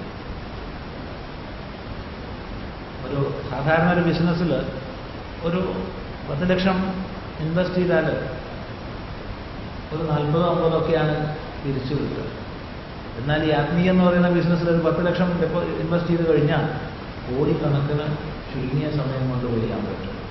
പ്രത്യേകിച്ച് ചാനലുകളൊക്കെ ഉള്ള ഇക്കാലത്ത് ഇഷ്ടം പോലെ കൊയ്യാൻ പറ്റും. തുടക്കത്തിൽ കുറച്ചൊരു 10 എണ്ണത്തിനെ പണിയും. ഒരു 10 എപ്പിസോഡിന് സ്പോൺസറെ കിട്ടിക്കഴിഞ്ഞാൽ പിന്നെ പ്രശ്നമാണ്, പിന്നെ കോടീശ്വരനാവും, സുഖമായിട്ട് പ്രസംഗമാണ്. അതോടുകൂടി മഹാത്മാവായി എന്ന് മാത്രമല്ല, ഇയാളാണ് അതോറിറ്റിയോ. ഈ ശാസ്ത്രത്തിൽ ചിദാനന്ദപുരി സ്വാമിയെ കഴിഞ്ഞാൽ ഒരാളുള്ളൂ എന്ന് 4 ആൾ പറഞ്ഞു കഴിഞ്ഞാൽ പിന്നെ 40 ആൾ പറയിക്കാനാ പണി. 4 ആളെ കൊണ്ട് പറയിക്കാനേ പണിയുള്ളൂ. 40 ആൾക്ക് ഞാൻ വന്നോളൂ. തുടക്കത്തിലെ 4 ആളെ പറയും. ഇതിന് തൽക്കാലം ഞാൻ കാശ് കൊടുത്തിട്ട് 4 ആളെ വെച്ചാലെന്താ? പണ്ടൊരാളുണ്ടായിരുന്നു, ഈ വടക്കൻ കേരളത്തിൽ കോഴിക്കോട് ജില്ലയുടെ വടക്ക് കിഴക്ക് പ്രദേശത്തുണ്ടായ ഒരാളുടെ കഥയാണ്. അയാൾ തന്നെ പറഞ്ഞു തന്ന കഥയാണ്. ഇപ്പം ഒന്നുമില്ല കേട്ടോ. പണ്ട് കാലത്ത് ഈ ജാതിയുടെ അടിസ്ഥാനത്തിൽ ഉയർന്ന ജാതിക്കാരെ താഴ്ന്ന ജാതിക്കാരെന്ന് പറയുന്നവർ ചില പ്രത്യേക പേരുകൾ വിളിക്കും. അതിലൊരു പേരാണ് നായർ സമുദായത്തിൽപ്പെട്ട ആൾക്കാരെ, അല്ലെങ്കിൽ അതിന് തൊട്ട് മുകളിലുള്ള ആൾക്കാർ. വലിയ മുകളിലുള്ള ആൾക്കാരല്ല, വലിയ മുകളിലാകുമ്പോൾ പേര് പിന്നെയും മാറും. നായർ അതിന് തൊട്ട് മുകളിൽ. നായർ തന്നെ ഗ്രേഡ് ഉണ്ടല്ലോ, 16, 22, 24 പല ക്യാരറ്റ് ഉണ്ടല്ലോ. ആ പല ക്യാരറ്റുകളിൽ ഉൾപ്പെട്ട നായർ സമൂഹത്തിൽപ്പെട്ടവരെ ഈ തീയ അതിന് താഴോട്ടുള്ള സമൂഹക്കാർ വിളിക്കുന്ന ഒരു പേരായിരുന്നു കമ്മള്. ഇപ്പം അതൊക്കെന്തോന്ന് അറിയില്ല. കൈമളല്ല, കൈമൾ ജാതി വേറെ, കമ്മൾ. അപ്പോൾ നമ്മളടുത്ത് പറഞ്ഞു തന്ന ആള് ഇയാൾ കുറച്ച് പെശക. അപ്പം ഇയാളെ അങ്ങനെ നമ്മൾ തന്നെ വിളിക്കില്ല നാട്ടുകാർ. അപ്പം ഇയാളെന്താ ചെയ്യുക വെച്ചാൽ അച്ഛൻ്റെ അടുത്തുനിന്ന് പൈസ മെല്ലെ മോഷ്ടിക്കും. അച്ഛൻ പാവപ്പെട്ടൊന്നും അറിയില്ലേ. അപ്പം ദിവസവും 2 രൂപ കണ്ട് മോഷ്ടിക്കും. അന്നത്തെ 2 രൂപ വെച്ചാൽ വലിയ പൈസയാണ് അത്ര. അങ്ങനെ മോഷ്ടിച്ച് കഴിഞ്ഞാൽ അത് ഒരു പൈസ വീതാക്കിയിട്ട് കുറച്ച് പേർക്ക് കൊടുക്കും. എന്നിട്ട് ആള് കൂടുന്നിടത്തുനിന്ന് അങ്ങാടിയിൽ ചന്തയെന്നൊക്കെ നമ്മളെ വിളിപ്പിക്കും. ഇതാണ് ഇയാളുടെ പരിപാടി. അതെ, ഇയാൾ എന്നെ നമ്മളോട് പറഞ്ഞു ഇങ്ങനെ ഞാൻ ചെയ്തതാ സമയം കണ്ട്. എപ്പോഴാണ് പറഞ്ഞാൽ നമ്മൾ ഈ വ്യക്തമാക്കി തരട്ടെ. സർവസ്വം നശിച്ച് എല്ലാം തീർന്ന് അവസാനം അന്ത്യ നാളുകളാണ്, അവസാനത്തെ ശ്വാസം വലിച്ചുകൊണ്ടിരിക്കുന്ന കാലമാണ്. നമ്മൾ അദ്ദേഹത്തെ കാണാൻ പോയി. അപ്പോൾ സ്വാമി എന്തായാലും കുറച്ചു നേരം ഇരിക്കാതെ കോണം വരണം എന്ന് പറഞ്ഞു. സമയം ഉണ്ടാക്കിപ്പോയി. 1 മണിക്കൂർ 1.5 മണിക്കൂർ അയാളുടെ കട്ടിലിൻ്റെ അടുത്ത് മെഡിക്കൽ കോളേജിൽ സമയത്ത് അയാൾ ചെറുപ്പത്തിലുള്ള ഒരു അയവിറക്കി ശരി പറഞ്ഞു ഇപ്പോഴെങ്കിലും തീരട്ടെ, ഇപ്പോഴെങ്കിലും ആന്തരികമായൊരു പശ്ചാത്താപം വന്ന പരിശുദ്ധനായിട്ട് ഒരു നല്ല വഴിക്ക് പോകാൻ സാധ്യത ഉണ്ടാവുകയാണെങ്കിൽ ഉണ്ടാവട്ടെ വെച്ചിട്ട് നമ്മൾ കുറേ കേട്ടിരുന്ന് പറഞ്ഞു ഇനി മതി, ഇനി പകർന്നു മതി, ഇനി ഭഗവാന് മനസ്സുറപ്പിച്ചു, ഒരു നാമം ജപിച്ചു, എല്ലാം തീർന്നു പോയി കിടക്കുക. അയാൾ നാമം ജപിച്ചു കഥയല്ല, ഉണ്ടായ സംഭവമാണ് പറയുന്നത്. അപ്പോൾ ഇയാൾ പറഞ്ഞതിൽ പെട്ടതാണ് ഈ 1 പൈസ കൊടുത്തിട്ട് നമ്മളെ ഒന്ന് വിളിപ്പിക്കുകയും ഇതുപോലെ എന്തൊക്കെ പരിപാടി. ഇത് ചിലപ്പോൾ 1 പൈസയ്ക്ക് പകരം ലക്ഷങ്ങൾ കൊടുക്കേണ്ടി വരും. പക്ഷെ 100 പേര് കമ്പളേന്ന് വിളിച്ചു കഴിഞ്ഞാൽ പിന്നെ 4-3-ാമത്തെ എങ്ങനെയാണ് കമ്പളെ ഉണ്ടാക്കി ഇങ്ങനെ എന്തൊക്കെ പരിപാടി. ഇതുകൊണ്ടൊന്നും മാനാവില്ല. അതുകൊണ്ട് നമ്മളെടുത്തുള്ള എന്തെങ്കിലും ചില അളവുകോലുകളെ കൊണ്ട് മഹാനെ കണ്ടെത്താൻ കഴിയില്ല. പല പൊയ്ക്കാലുകളുടെ മുകളിലാണ് പലരും നിൽക്കുക. അപ്പോൾ നമ്മൾ അവരെ മഹാത്മാക്കളായിട്ട് മനസ്സിലാക്കും. അവർ മഹാത്മാവായിരിക്കില്ല. പിന്നെ നമ്മളടുത്തുള്ള പണം മുഴുവൻ പോയി കഴിഞ്ഞാലാണ് പിന്നെ നമ്മളെ അവർക്ക് വേണ്ട. അതുവരെ നിങ്ങളെ സ്വത്തും എഴുതി വാങ്ങും, അത് പൈസയും വാങ്ങും, എല്ലാം നമ്മളുടെ സ്വത്തൊക്കെ കഴിഞ്ഞാൽ പിന്നെ അവർക്ക് നിങ്ങളെ വേണ്ട. പിന്നെ മനസ്സിലാവുക ഇവിടെ ചതി കൊടുക്കുമല്ലോ, ഇനി പറഞ്ഞിട്ട് കാര്യമില്ല. ഇനി ബുദ്ധിയുള്ളവൻ എന്താ ചെയ്യാച്ചാൽ മൂക്ക് മുറിക്കാൻ മറ്റുള്ളവർ അത് ഉള്ളിലറിയും. പിന്നെ മറ്റുള്ളവരുടെ മൂക്ക് മുറിക്കാൻ പറ്റും. ശ്രദ്ധിക്കുക, മഹത്സംഘം വളരെ ദുർലഭമാണ്. തിരിച്ചറിയാൻ വിഷമമാണ്. കാരണം നമ്മളൊരു ചെറിയൊരു മാനദണ്ഡം വെച്ചിട്ടാണ് നമ്മൾ മഹാത്മാക്കളെ അടക്കാൻ പോവുക. നമ്മൾ കുറച്ച് ശാസ്ത്രം അവിടുന്ന് പഠിച്ചിട്ടുണ്ടാകും. ഗീത 2-ാം അധ്യായം, ഗീത 6-ാം അധ്യായം, ഗീത 14-ാം അധ്യായം, ഗീത 12-ാം അധ്യായം, ഇതൊക്കെ പഠിച്ചിട്ടുണ്ടാവും. ഇതിലൊക്കെ ലക്ഷണങ്ങളുണ്ട് മഹാത്മാവിൻ്റെ. സ്ഥിതപ്രജ്ഞ ലക്ഷണം, യോഗാരൂഢ ലക്ഷണം, പരാഭക്ത ലക്ഷണം, ഗുണാതീത ലക്ഷണം. ഈ 4 ലക്ഷണങ്ങളും പഠിച്ച് നല്ല തൂക്കാൻ പോയി. അളക്കുണ്ടോ? ശരിയാ, ഓ മഹാത്മാവാണ്. ഇല്ലേ, മഹാത്മാവല്ല, ഒന്നും സാധ്യമല്ലാത്തോ. അതുകൊണ്ട് മഹത്സംഗസ്തു ദുർലഭ. 2, അങ്ങനെയുള്ള മഹാപുരുഷന്മാരെടുത്ത് നമ്മൾ എത്തിപ്പെട്ടു എന്ന് വിചാരിച്ചോളൂ. എങ്കിൽ തന്നെ അഗമ്യ, അടുക്കാൻ പറ്റില്ല. അഗമ്യ. പല അകലങ്ങളും നമ്മളെ അകറ്റി വെക്കും മഹാത്മാവുണ്ട്. ഒന്നുകിൽ സ്വകൽപ്പിതമായ അകലമായി, എന്തെങ്കിലും പരിഗണനകളായിരിക്കും, മിഥ്യാധാരണകളായിരിക്കും. പറയാൻ വയ്യ എന്താണ്. അഗമ്യ, അടുത്തേക്ക് പ്രാപിക്കാൻ കഴിയുന്നില്ല, ഗമ്യനാകുന്നില്ല മഹാത്മാവ്. ഇനി ഈ ദുർലഭത്വവും അഗമ്യത്വവും ഒരാൾ അതിക്രമിച്ചു എന്ന് വിചാരിച്ചോളൂ. വിചാരിക്കുക, ഒരു മഹാത്മാവിൻ്റെ ദുർലഭത്വം അഗമ്യത്വം മനസ്സിലായിട്ടുണ്ടോ? ഇതിനെങ്ങനെയെങ്കിലും അതിക്രമിച്ച് ഒരു മഹാപുരുഷന്റെ സംഘം നേടാൻ കഴിഞ്ഞു എന്ന് വിചാരിച്ചോളൂ. എങ്കിൽ അതിന് വിലമതിക്കാൻ പറ്റില്ല. അമോഘശ്ച, നമ്മുടെ ജീവിതത്തെ പരിപൂർണമായത് പരിവർത്തിതമാണ്. ഏത് ദുഷ്ടനും, ഏത് മഹാപാപിയും, ഏത് ദുർമാർഗരഥനും ശരിയായ മഹാത്മാവിൻ്റെ സംഘം നേടുന്നതോടുകൂടെ തീർത്തും പരിവർത്തിത വ്യക്തിയായി മാറും. അത് സംശയമില്ല. അതുകൊണ്ട് ഒരു മഹാത്മാവിൻ്റെ സംഘത്തിന് വില മതിക്കാൻ ആർക്കും കഴിയില്ല. അമോഘമാണ്. അത് വില മതിക്കാനാവാത്തതാണ്. അങ്ങേയറ്റം അത് നമ്മളിൽ ആന്തരികമായ പരിവർത്തനം ഉണ്ടാക്കും. അതുകൊണ്ട് എന്താ വേണ്ടത്? എങ്ങനെയെങ്കിലും മഹാത്മാക്കളുമായുള്ള സംഘം വേണം. അതാണ് സന്ദേശം. അപ്പോൾ പ്രധാനമായി ഭക്തി ഉണ്ടാവുന്നത് മഹാജനങ്ങളുമായുള്ള സംഘം കൊണ്ടാണ്. മഹാത്മാക്കളുടെ അരികെ പോയി കഴിഞ്ഞാൽ അവർക്ക് എന്താ പറയാനുണ്ടാവുക? എന്ത് നോക്കൂ, സാധാരണ ലൗകികന്മാർ ഈശ്വര കാര്യം പറഞ്ഞു, സത്സംഗത്തെക്കുറിച്ച് പറഞ്ഞു എന്ന് വിചാരിച്ചു. സത്സംഗമാണ് ശ്രദ്ധിക്കുന്നത്. സത്സംഗത്തെക്കുറിച്ച് പറഞ്ഞാലും അത് മെല്ലെ മെല്ലെ എത്തിച്ചേരും എന്തെങ്കിലും ദൂഷണത്തിലായിരിക്കും. സത്സംഗത്തിൽ അവൻ വരുന്നുണ്ടോ? അവന് ഇതൊന്നും അല്ല പണി, വെറുതെ അവൾ അങ്ങനെയാ കുറച്ച് ദിവസം വന്നു, പിന്നെ വരാണ്ടായി. അവൾക്ക് പിന്നെ ഇതല്ലേ പണി, അവൾ എന്ത് നീ എന്താ വിചാരിച്ചുള്ളത്? അപ്പൊ എന്തിനെ പറ്റിയാ പറഞ്ഞു തുടങ്ങിയത്? സത്സംഗത്തെ പറ്റിയാ പറഞ്ഞെത്തിയതോ? ദൂഷണമാണ്. നേരെ മറിച്ച് ഒരു മഹാത്മാവ് ദൂഷണം പറഞ്ഞു തുടങ്ങി എന്ന് വിചാരിച്ചോളൂ. മഹാത്മാവ് ദൂഷണം പറഞ്ഞു എന്നൊക്കെ വരും. അയ്യേ, അത് വളരെ മോശമാട്ടോ. എന്നാലും ഭഗവാന്റെ ഒരു കഥയെന്ന് ആലോചിച്ച് നോക്കും. ഇത്രയ്ക്കൊക്കെ വലിയ ഉപാധി, മനുഷ്യോപാധി ഉണ്ടായിട്ടും ഈ ദുഷിച്ച വൃത്തിയൊക്കെ നമ്മളിൽ ഉണ്ടാവുമല്ലോ. ഭഗവാന്റെ എത്ര അത്ഭുതകരമായിട്ടോ. എവിടെ എത്തി? അപ്പൊ ദൂഷണം തുടങ്ങിയാലും അത് സ്തുതിയായിട്ട് മാറും. മഹാത്മാക്കൾ സ്തുതി തുടങ്ങിയാലും ദൂഷണമായി മാറും. സംശയമില്ല. മഹാത്മാക്കൾ നാല് തെറി പറഞ്ഞു എന്ന് വിചാരിച്ചോളൂ. ആരെങ്കിലും ശിഷ്യ തെറി പറയായിക്കോട്ടെ, അല്ലെങ്കിൽ വളരെ അടുത്ത അന്തരംഗ ഭക്തനെ തെറി പറയായിക്കോട്ടെ, അങ്ങനെയൊക്കെ ഉണ്ടാവും. ഉണ്ടാവില്ല എന്ന് തോന്നുന്നു. തീർച്ചയായിട്ടും ഉണ്ടാവും. ശിഷ്യനെയോ അന്തരംഗ ഭക്തനെയോ ഒക്കെ മഹാത്മാവ് തെറി പറഞ്ഞെന്ന് വരും. പക്ഷെ ആ തെറി പറഞ്ഞാലും അത് എത്തിച്ചേരുകയായിരിക്കും ആത്മമഹിമയിൽ, ഭഗവത് മഹിമയിലായിരിക്കും. സംശയം ഉണ്ടെങ്കിൽ നിങ്ങൾ ഏതെങ്കിലും മഹാത്മാക്കളെ പോകുക, കുറച്ചു കാലം ഒന്നിച്ച് ജീവിക്കുക. കുറച്ചു കാലം ഒന്നും ജീവിക്കാൻ കുറെ തെറി കേൾക്കാനൊക്കെ ഇടയാകുക. തുടക്കത്തിൽ തെറിയൊന്നും കേട്ടുകൊണ്ടില്ല. അപ്പൊ മനസ്സിലാകും അത് വഴക്ക് പറഞ്ഞിട്ടാണെങ്കിൽ പോലും എത്തിച്ചേരുന്നത് ഈശ്വര മഹിമയിലേക്കാണ്. നേരെ മറിച്ച് ദുർജനങ്ങൾ വലിയ വിഷയങ്ങൾ പറഞ്ഞാൽ പോലും എത്തിച്ചേരുക ദൂഷണത്തിൽ. അതുകൊണ്ട് ഇത്ര പോലും എന്ന് പറഞ്ഞാൽ ബാക്കി പറയേണ്ട ആവശ്യമില്ല. അപ്പോൾ മഹാത്മാക്കളുടെ സംഘം നമുക്ക് ലഭിക്കുകയാണെങ്കിൽ അവിടെ ഈശ്വരീയമായ വാർത്തകളല്ലാതെ വേറെ കിട്ടാൻ ഉണ്ടാവില്ല. അപ്പൊ നമ്മുടെ മനസ്സും ബുദ്ധിയും ഈശ്വരീയമായി താനെ തീരും. അതുകൊണ്ട് എങ്ങനെയെങ്കിലും മഹാജനങ്ങളുടെ സംഘം നേടിയെടുക്കണം. അപ്പോഴാ നാരദൻ പറയുന്നത് ലഭ്യതേവി തത്കൃപയായേവ.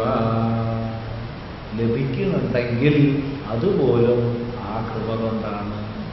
ഒരു മഹാത്മാവ് നമുക്ക് സത്സംഗം അനുവദിക്കുന്നുണ്ടെങ്കിൽ അതുപോലും ആ മഹാന്റെ കൃപ കൊണ്ടാണ്, അല്ലാണ്ട് മറ്റൊന്നു കൊണ്ടുമല്ല. അഥവാ ഈശ്വര കൃപ കൊണ്ടാണ് മഹാസംഘം ലഭിക്കുന്നത്. ഈശ്വര കൃപ ഉണ്ടെങ്കിൽ മാത്രമേ സജ്ജനങ്ങളുടെ സംഘം നമുക്ക് ലഭിക്കൂ, അല്ലെങ്കിൽ ലഭിക്കില്ല.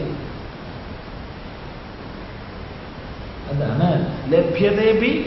ലഭിക്കുന്നു എങ്കിൽ പോലും തത്കൃപയായവ. അത് ആ കൃപ കൊണ്ട് ആണ്, ഈശ്വര കൃപ കൊണ്ടാണ് ലഭിക്കുന്നത്. എന്തുകൊണ്ട്? ഈശ്വരൻ തന്നെയാണ് ഗുരുരൂപത്തിൽ വരുന്നത്. ഗുരു തന്നെയാണ് ഈശ്വരൻ. ശിവയേവ ഗുരു സാക്ഷാത് ഗുരുദേവ ശിവസ്വയം. അതാണ് സത്യം. അതുകൊണ്ട് ലഭ്യദേവി തത്കൃപയാ ലഭിക്കുന്നുണ്ടെങ്കിലും ആ കൃപ കൊണ്ടാണ്. കേട്ടാണല്ലോ ഈ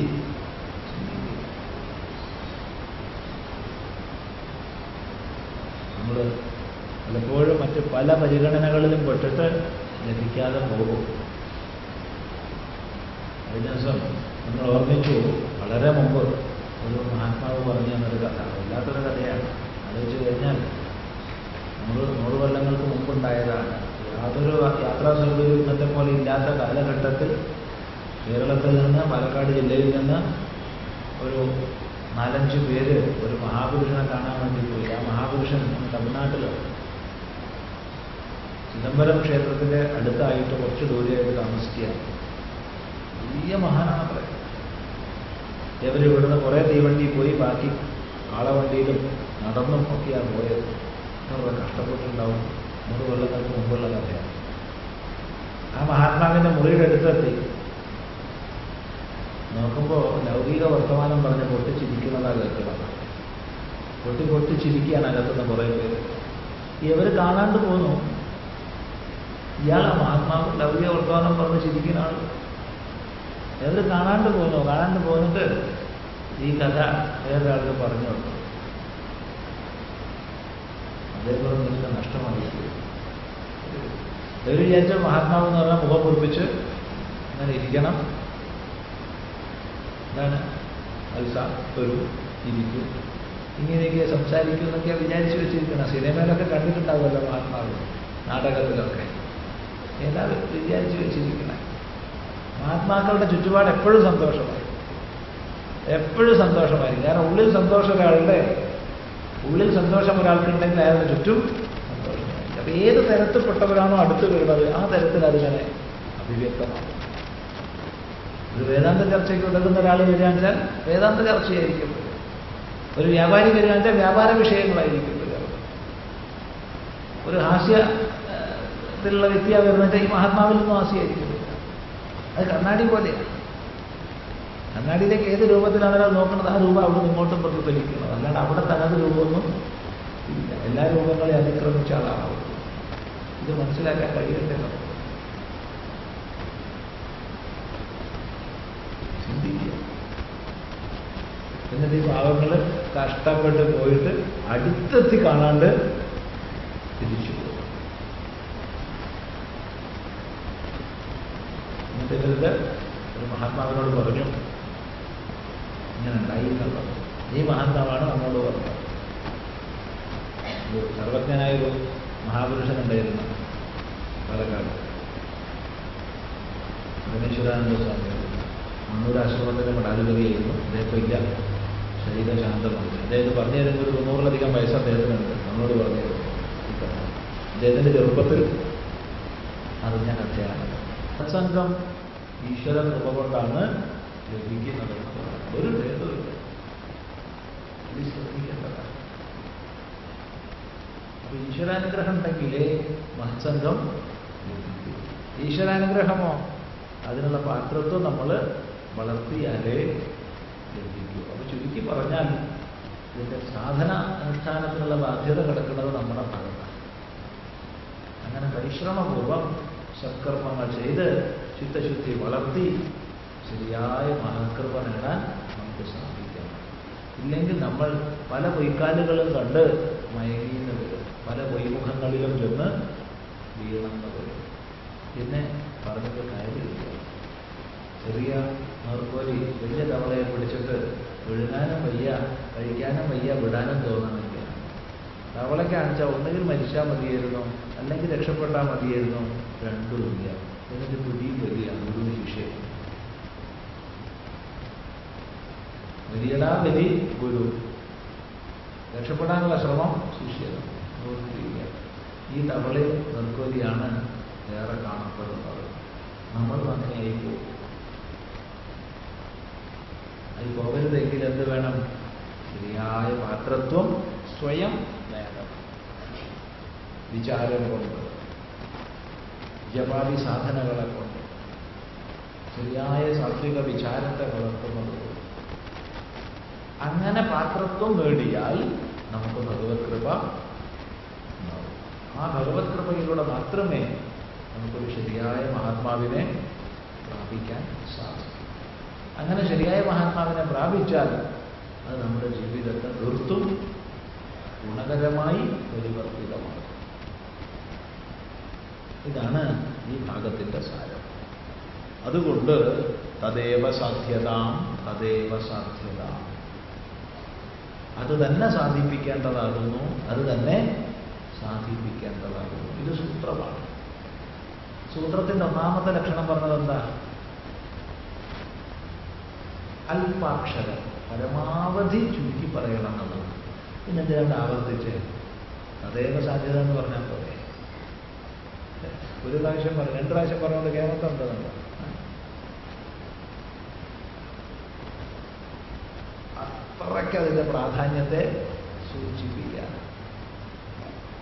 അതേവ സാധ്യത, അത് തന്നെ സാധിപ്പിക്കേണ്ടതാകുന്നു, അത് തന്നെ സാധിപ്പിക്കേണ്ടതാകുന്നു. ഏത് തന്നെ? മഹത് സംഘം, മഹാജനങ്ങളുമായിട്ടുള്ള സംഘം, ഈശ്വര കൃപ, ഈ രണ്ടും തന്നെ സാധിപ്പിക്കേണ്ടതാകുന്നു. ഇത് തന്നെ ജീവിതത്തിൽ നമ്മൾ സാധനാനിഷ്ഠരാകേണ്ടതാകുന്നു. എങ്ങനെയെങ്കിലും മഹാജനങ്ങളുടെ കൃപ നേടുക, എങ്ങനെയെങ്കിലും ഈശ്വര കൃപ നേടുക എന്ന് വെച്ചാൽ അതിനുള്ള സാധനാക്രമത്തിൽ ക്ഷമിക്കുക, ശുദ്ധ വിചാരത്തെ സൂക്ഷിക്കുക. സർവത്ര സദാ വ്യാപിച്ചിരിക്കുന്നു ഈശ്വര കൃപ, സൂര്യപ്രകാശം. പക്ഷേ കണ്ണാടി പ്രതിഫലിപ്പിക്കണമെങ്കിൽ അതിൻ്റെ ഉപരിതലത്തിലെ മാലിന്യങ്ങൾ നീക്കണം. അല്ലെങ്കിൽ സൂര്യപ്രഭയൊക്കെ ഉണ്ടാവും, പക്ഷെ പ്രതിഫലിപ്പിക്കാൻ കണ്ണാടിക്ക് കഴിയില്ല. കണ്ണാടി ശുദ്ധമാണ്, കുഴപ്പമൊന്നുമില്ല. പക്ഷെ ഇതിൻ്റെ പുറത്തുള്ള ആവരണങ്ങൾ, പുകപടലങ്ങൾ, മാലിന്യങ്ങൾ, ഇനിയിപ്പോൾ എന്തേ വേണ്ടോ ഇത് നല്ലപോലെ കഴുകി തുടച്ച് വൃത്തിയാക്കുക. ചിലപ്പോൾ നിങ്ങൾ സാധനമൊക്കെ ഇട്ട് തുടയ്ക്കേണ്ടി വരും. ഇല്ലേ? ചില പൊടികളൊക്കെ പൂശി തുടച്ചാൽ നല്ലതാണ്. ഭസ്മം കൊണ്ട് തുടയ്ക്കുക, അങ്ങനെ ചില പൊടിയൊക്കെ കൊണ്ട് തുടച്ചാൽ കണ്ണാടി നല്ല ശുദ്ധമാവും.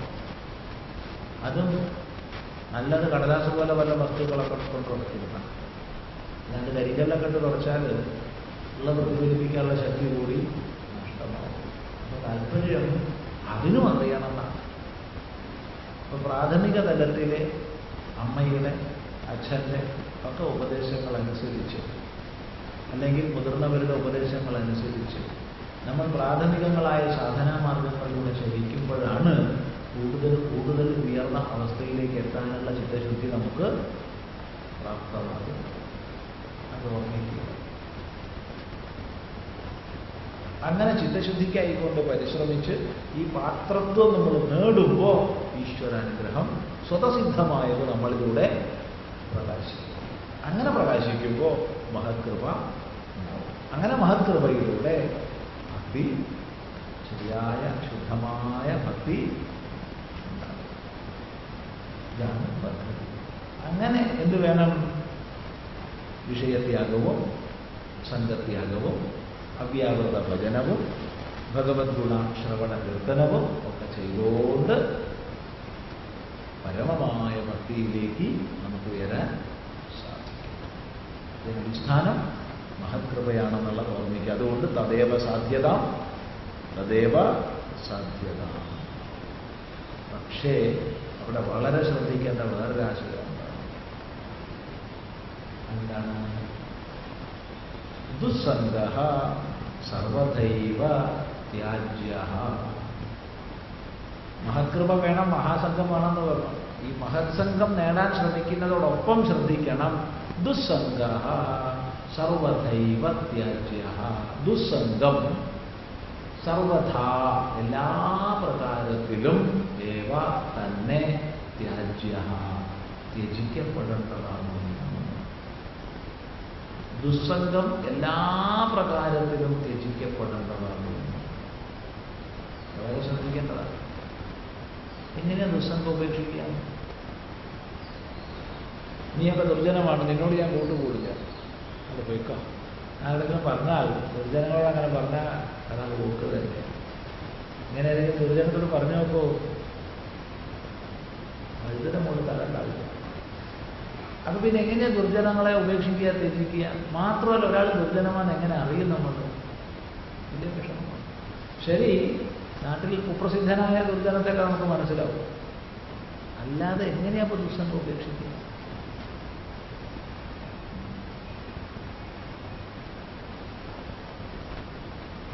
ആശ്രമത്തിലൊരാൾ വളരെയധികം പ്രാവശ്യം വന്നു. ഇയാൾ എന്താ പ്രശ്നം വെച്ചാൽ, ഇയാൾ നല്ലൊരു മനുഷ്യനാണ്, നല്ല മനുഷ്യൻ, ഒരു സൽസ്വഭാവി, ശാന്ത സ്വഭാവി എന്നൊക്കെ പറയാം. പക്ഷേ മദ്യത്തിനടിമയാണ്. മദ്യത്തിനടിമയാണ്. ഇത് നിർത്തണം എന്ന് ഇയാൾക്ക് നല്ലോണം ഇച്ഛയും സാധിക്കുന്നില്ല. ഇയാളോട് സംസാരിച്ച് നോക്കുമ്പോൾ എന്താ പ്രശ്നം വെച്ചാൽ കൂട്ടുകെട്ടാണ്. എല്ലാവർക്കും ഇതല്ലാത്ത ഉപദേശം. ഇയാൾക്ക് കൂട്ടുകെട്ടാണ് കാരണം. ചിലർ കൂട്ടുകെട്ടൊക്കെ ഒഴിവാക്കി ഒറ്റയ്ക്ക് മദ്യപിക്കുന്ന ആൾക്കാർ, മദ്യപിക്കുന്ന കൂട്ടുകാരൊക്കെ ഒഴിവാക്കിയിട്ടാണ് കൂട്ടത്തിൽ മദ്യപിക്കുന്നത്, ഒറ്റയ്ക്ക് ഇരുന്ന് മദ്യപിക്കുന്നത്. അവരോട് വേറെ രീതിയിലാണ് പറഞ്ഞു കൊടുക്കുന്നത്. ഇയാളെന്തായാലും കൂട്ടുകെട്ടാണ്. ഇയാൾ എന്ത് വേണ്ടാന്ന് പറഞ്ഞാൽ നിശ്ചയിച്ചാലും കൂട്ടുകാർ വന്ന് വിളിക്കുമ്പോഴത്തേക്ക് അല്ലെങ്കിൽ ഫോണിൽ ഒരു വിളി വരുമ്പോഴത്തേക്ക് എല്ലാം മറക്കും. അപ്പം പിന്നെ 4 കാലിലാകും. പിന്നെ വീട്ടിൽ വന്ന് കരച്ചിലും വിളിച്ചിലും ഭാര്യയുടെ കാല് പിടിച്ച് കരയും. ഭാര്യയെ ഇനി ഞാൻ കുടിക്കില്ല, ഭാര്യ ഇനി ഞാൻ കുടിക്കില്ല, ഇനി ഞാൻ കഷ്ടപ്പെടുത്തില്ല. ഇങ്ങനെ ഭ്രാന്താണ്. അപ്പൊ ഇയാൾക്ക് നിർത്തണം എന്നുള്ളത് തീർത്തും ഇച്ഛിക്കുന്നു ഇയാൾ. കാരണം ഇയാൾക്ക് ഇതിലേക്ക് നയിക്കുന്നത് ദുസ്സംഗമാണ്. ഇതില്ലാതാക്കണം ഇച്ഛിക്കുന്നുണ്ട്. അപ്പോ നമ്മളെയൊക്കെ പറഞ്ഞു കൊടുത്ത പരിപാടി എന്താണെന്ന് വെച്ചാൽ വേറൊന്നും വേണ്ട. വൈകുന്നേരമാണ് ഈ കൂട്ടുകാരെ വിളിക്കുന്ന സമയം. ഈ സമയത്ത് ഒരു 14 ദിവസത്തേക്ക് നിങ്ങൾ പൂജാമുറി പോയി വിളിക്കുക. വെള്ളം വാങ്ങിച്ചാൽ കുടിക്കാൻ ചായത്തോട് പോയി. ഇപ്പോൾ ബാക്കിയെല്ലാം ഭാര്യയെ ഏൽപ്പിച്ചു. സമ്മതമാണോ? സമ്മതമാണ്. ഉറപ്പാണല്ലോ? ഉറപ്പാണ്. ഭാര്യ എന്ത് ചെയ്താലും പ്രശ്നമില്ല, എന്ത് ചെയ്താലും പ്രശ്നമില്ല.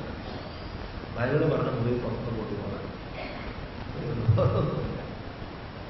അപ്പോൾ വൈകുന്നേരമാകുമ്പോൾ കൂട്ടുകാർ വന്നു. അദ്ദേഹം ഭജിക്കാൻ അതെ എവിടെ പൂജാമുറി ചേർത്താണ്. ഞങ്ങളെന്തോ വെച്ച് പോയി തല തിരിഞ്ഞെന്നാണ് തോന്നുന്നത്. പിറ്റേന്നും വന്നു. പിറ്റേന്നും ഭാര്യ പറഞ്ഞു ഭജിക്കുകയാണ്, ഭജനത്തിലാണ്, നാമജപിക്കുകയാണ്. അതിൻ്റെ ഉള്ളിൽ തിരിച്ചു പോയത്. പിന്നെ പിറ്റേന്ന് വന്നില്ല. പിന്നെ 2-3 ദിവസം കഴിഞ്ഞാണ് വന്നത്. 2-3 ദിവസം കഴിഞ്ഞ് വന്നപ്പോൾ ഒരു ഭജനത്തിലാണ്. പിന്നീട് 5 ദിവസം കഴിഞ്ഞിട്ടാണ് അവർ വന്നത്. ചുരുക്കി പറഞ്ഞാൽ 2 ആഴ്ച കൊണ്ട് ഒരു വരാതായി. ഈ 2 ആഴ്ച മദ്യപിക്കാതെ ആദ്യമൊക്കെ വലിയ പ്രയാസങ്ങളൊക്കെ ഉണ്ടായി. അങ്ങനെ പ്രയാസം. അപ്പോൾ നമ്മൾ ഇയാൾ പറഞ്ഞു കൊടുത്തിരുന്നു ഈ വല്ലാതെ മദ്യാസക്തി വരുമ്പോൾ ചെയ്യേണ്ട പരിപാടി എന്താണെന്നുള്ളത്. ചില പരിപാടികളൊക്കെ ചില മരുന്നൊക്കെ പറഞ്ഞു കൊടുത്തിരുന്നു. അതൊക്കെ ഇയാൾ പ്രവർത്തിച്ചു. വല്ലാതെ ആസക്തി വരുമ്പോൾ ഈ പറഞ്ഞ മരുന്ന് അയാൾ കഴിക്കും. അങ്ങനെയൊക്കെ ചുരുക്കി പറഞ്ഞാൽ ഇയാളിപ്പോൾ മദ്യം തൊടാത്തൊരു മനുഷ്യനാണ് എന്ന് മാത്രമല്ല എത്രയോ പേരുടെ മദ്യപാനം ഇയാൾ നിർത്താൻ സഹായിക്കുന്നു. എത്രയോ പേര് കഥയല്ല. ഇപ്പോൾ ഇയാൾ ജീവനോടുണ്ട്. 100 കണക്കിന് മദ്യപന്മാരെ ഇയാൾ മദ്യപാനത്തിൽ നിന്ന് രക്ഷിക്കുന്നു. നമ്മളൊന്നിനെ എതിർത്തിട്ട് കാര്യമില്ല. നന്മയിലേക്ക് ഉയരാനുള്ള വഴി സ്വയം സ്വീകരിക്കുക. അല്ലാതെ തിന്മയെ അകറ്റാൻ വേറൊരു വഴിയില്ല. ദുസ്സംഗത്തെ ഇല്ലാണ്ടാക്കാൻ, ദുർജനങ്ങളെ അകറ്റാൻ വേറൊരു വഴിയില്ല. സത്കർമ്മം, സജ്ജനസംഘം, സത്കർമ്മങ്ങൾ. ഇത് മാത്രമേ സത്കർമ്മവും സത്സംഗവും അല്ലാതെ ദുസ്സംഗം മാറ്റാൻ വേറൊരു വഴിയില്ല. എന്താ വഴിയുള്ള ചാരികൾ പറഞ്ഞത്? ഒരു വഴിയില്ല. നമ്മുടെ മനസ്സിനെ സദ്വിഷയങ്ങളിലേക്ക് വ്യാപരിപ്പിക്കുമ്പോൾ ദുർവിഷയങ്ങളിലേക്ക് അത് പോവാതെ ഉണ്ടാവും. ഇതല്ലാതെ വേറൊരു വഴിയില്ല. പിന്നെ വേറെ വിഷയം മനസ്സിലാക്കേണ്ടത്, ഈ മനസ്സെന്ന് പറഞ്ഞൊരു സ്ഥായി ഭാവമൊന്നുമില്ല. ഒരു സ്ഥായി ഭാവമില്ല. ഇപ്പൊ നമ്മൾ സത്സംഗത്തിലൊക്കെ നമുക്ക് വലിയ പ്രേമുണ്ട് വിചാരിച്ചുകൊണ്ട് നാളെ അങ്ങനെ ഉണ്ടാവുന്ന അർത്ഥമൊന്നുമില്ല. ഇത് നല്ല ഉപേക്ഷിച്ചു നോക്കും.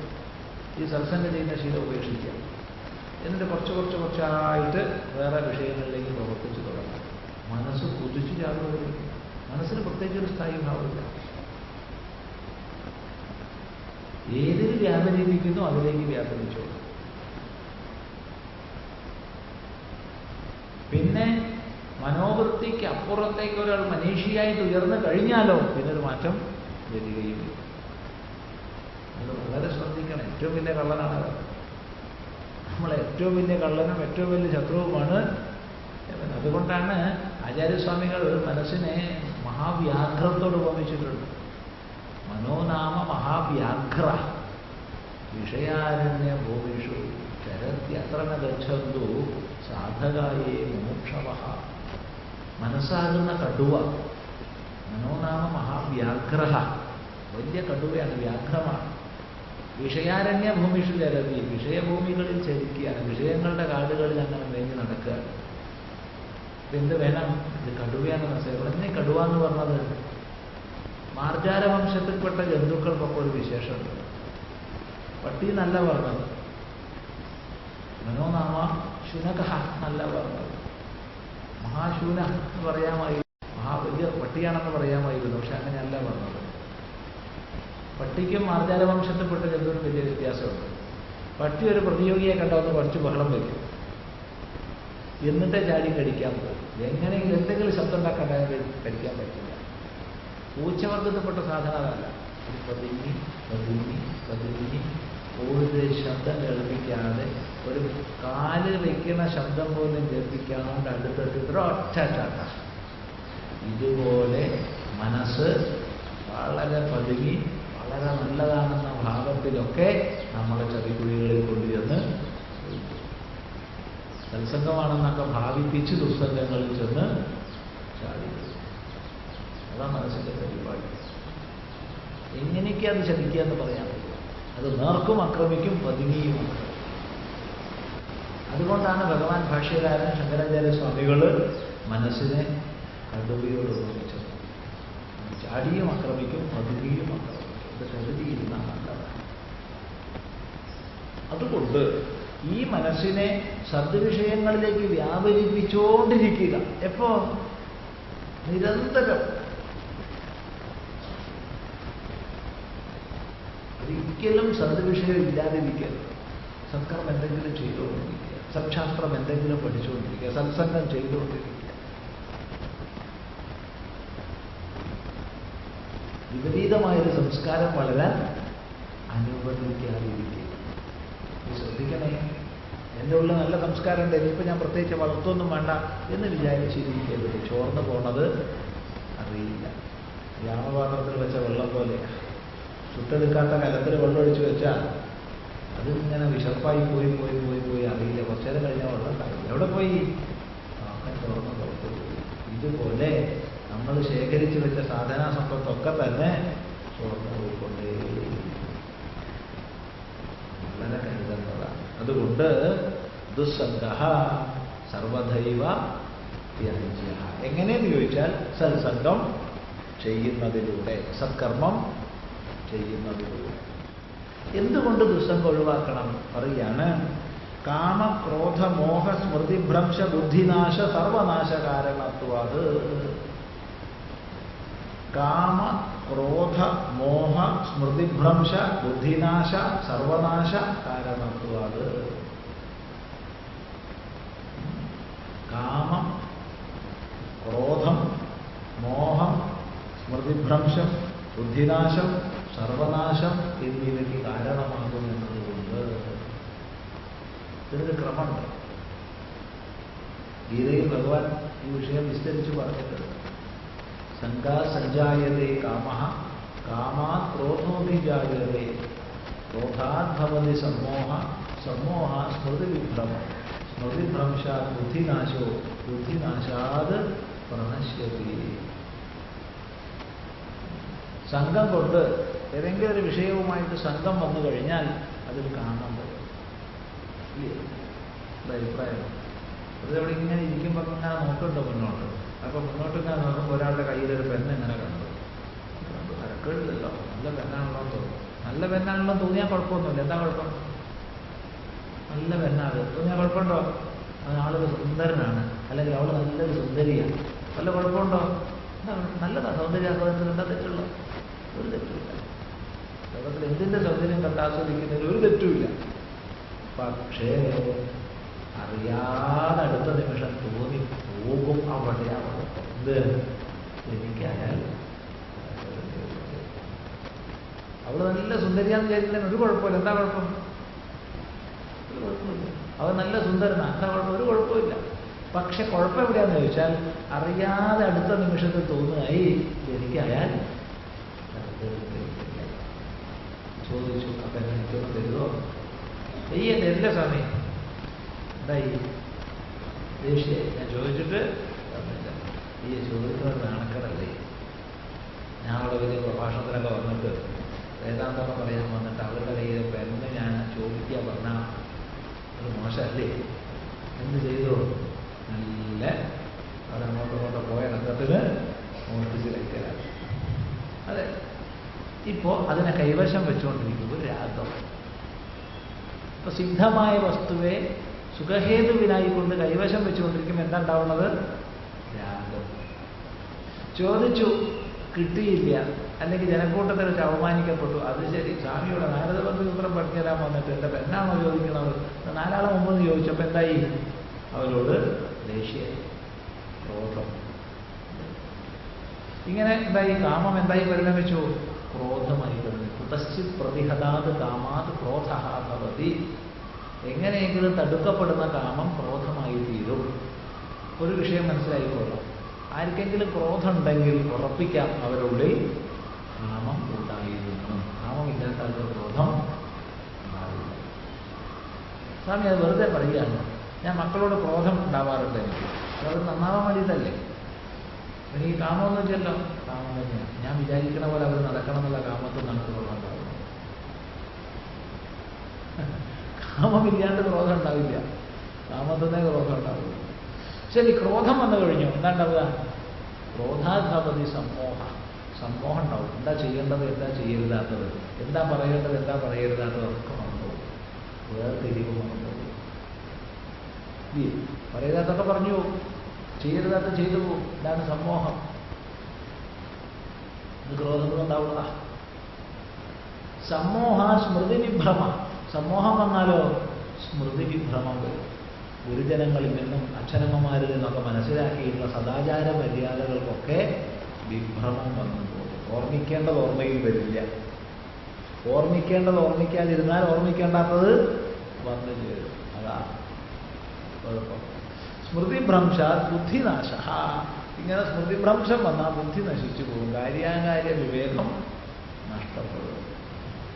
കാര്യാകാര്യ വിവേകം നഷ്ടപ്പെട്ടാലോ പ്രണശ്യതി, പൂർണ്ണമായി നശിച്ചു പോകും. അത്ര കാലം വരെ മാത്രമേ ഒരാളെ മനുഷ്യൻ എന്ന് പറയാൻ പറ്റൂ. എത്ര കാലം വരെ ഒരാൾക്ക് കാര്യാകാര്യ വിവേകം ഉണ്ടോ? കാര്യാകാര്യ വിവേകം ഇല്ലാച്ചാൽ ഒരാളെ മനുഷ്യൻ എന്ന് പറയാൻ പറ്റില്ല. നശിച്ചു കഴിഞ്ഞു. അപ്പോൾ സർവനാശത്തിന് കാരണമാകുന്നു എന്ത്? കാമം, ക്രോധം, മോഹം, സ്മൃതിഭ്രംശം, ബുദ്ധിനാശം, സർവനാശം. ഇതിനൊക്കെ കാരണമാകുന്നുണ്ട് ദുസ്സംഗം. നോക്കൂ, ഒരു ചെറിയൊരു ദൃഷ്ടാന്തം പറയാം. നമ്മളൊരു 4-5 പേര് പരിചയക്കാരാന്ന് വിചാരിച്ചു. അപ്പോൾ ഒരാള് ഹോട്ടലിലേക്ക് പോവുക ചായ കുടിക്കാൻ. മറ്റേ ആള് ഞാൻ പോവാട്ടോ, വരണോ? സന്തോഷം, ശരി ഞാൻ ചായ കുടിക്കാൻ പോവാം. അവൻ പോയി ചായ കുടിച്ചു. ഇനി ചായ കുടിക്കാൻ 2 പേര് പോവുകയാണെങ്കിൽ മറ്റവൻ്റെ ബില്ല് കൊടുത്താൽ എനിക്ക് സന്തോഷമാണ്. എൻ്റെ ബില്ല് നീ കൊടുക്കുക, എൻ്റെ ബില്ല് ഞാൻ കൊടുക്കുക. അല്ലെങ്കിൽ എങ്ങനെയെങ്കിലും ഞാൻ അവനെ ഒഴിവാക്കിയിട്ട് പോകും. നേരെ മറിച്ച് ഞാൻ മദ്യപിക്കാൻ പോകാമെന്ന് വിചാരിച്ചോ. വിളിക്കും എൻ്റെ കൂട്ടുകാരനെ, വരുന്നേ ഞാൻ കൊടുക്കണേ പൈസ. എന്തൊരു സ്നേഹം, ഇത്ര സ്നേഹം, ഇത്ര അച്ചടക്കം ഒരെവിടെയും കാണില്ല. അമ്പലത്തിലെ ക്യൂ നിൽക്കുകയാണെങ്കിൽ പോലും അവിടെ ശാന്തിക്ക് നമ്മൾ ഒന്നുകിൽ ഗാർഡിനെ വെക്കേണ്ടി വരും, അവിടെ പിക്ക് പോക്കറ്റ് സൂക്ഷിക്കുക എന്ന് എഴുതി വെക്കേണ്ടി വരും, ഒക്കെ വേണ്ടി വരും. നമ്മൾ ഗുരുവായൂരമ്പലത്തിൽ പോയി കഴിഞ്ഞാൽ നമോ നാരായണായ എന്നുള്ളതാണോ കൂടുതൽ, അല്ല പോക്കറ്റ് അടിക്കാരെ സൂക്ഷിക്കുക എന്നുള്ളതാണോ കൂടുതൽ എന്ന് വായിച്ചു വെക്കുക. പിന്നീട് പറഞ്ഞു തരാം. എന്നാൽ ഒരു ഉന്തും തള്ളും ഉണ്ടാവില്ല, ഒരു പോക്കറ്റ് അടി ഉണ്ടാവില്ല, ഒന്നും ഉണ്ടാവില്ല. മദ്യശാലയിൽ ക്യൂ നിൽക്കുന്നത്, സംശയമുള്ള ഒരു ബിവറേജസ് കോർപ്പറേഷൻ മുമ്പിൽ ക്യൂ നിൽക്കുന്നത് ഒരാൾ നിയന്ത്രിക്കാൻ പാടില്ല. എന്തൊരു സ്നേഹം, എന്തൊരു അച്ചടക്കം, മാതൃകയാണ്. നമുക്ക് ആ കൂട്ടത്തിൽ പോയാലോ എന്ന് തോന്നിപ്പോകാറുണ്ട്. അത്രയാണ് കാരണം. അതായി ഇതിൻ്റെ സ്വഭാവം.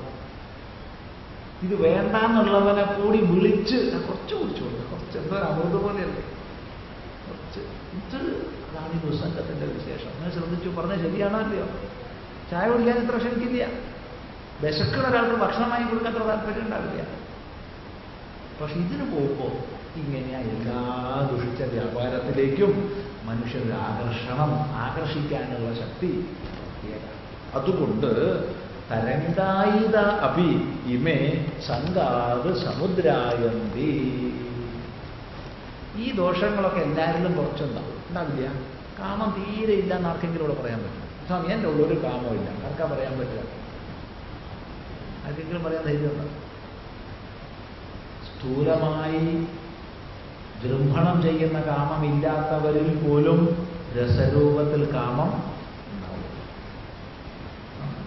ഒരു സ്വാമിയാര് സന്യാസ സമ്പ്രദായത്തിൽ നമ്മളെക്കാൾ സീനിയറായിരുന്നു. അപ്പോൾ സീനിയറായവരെ നമ്മൾ നമസ്കരിക്കും, നമ്മളെക്കാൾ ജൂനിയറായവരെ ഇങ്ങോട്ട് നമസ്കരിക്കണം. അതൊക്കെ സന്യാസിമാരിടയ്ക്കുള്ള സമ്പ്രദായങ്ങളാണ്. എല്ലാവരും പാലിക്കില്ല, അത് നമ്മൾ നോക്കേണ്ട ആവശ്യമില്ല, നമ്മൾ പാലിക്കണം. നമ്മളെക്കാൾ ജൂനിയറായിട്ട് ഇങ്ങോട്ട് നമസ്കരിക്കണം നമുക്കുണ്ട്.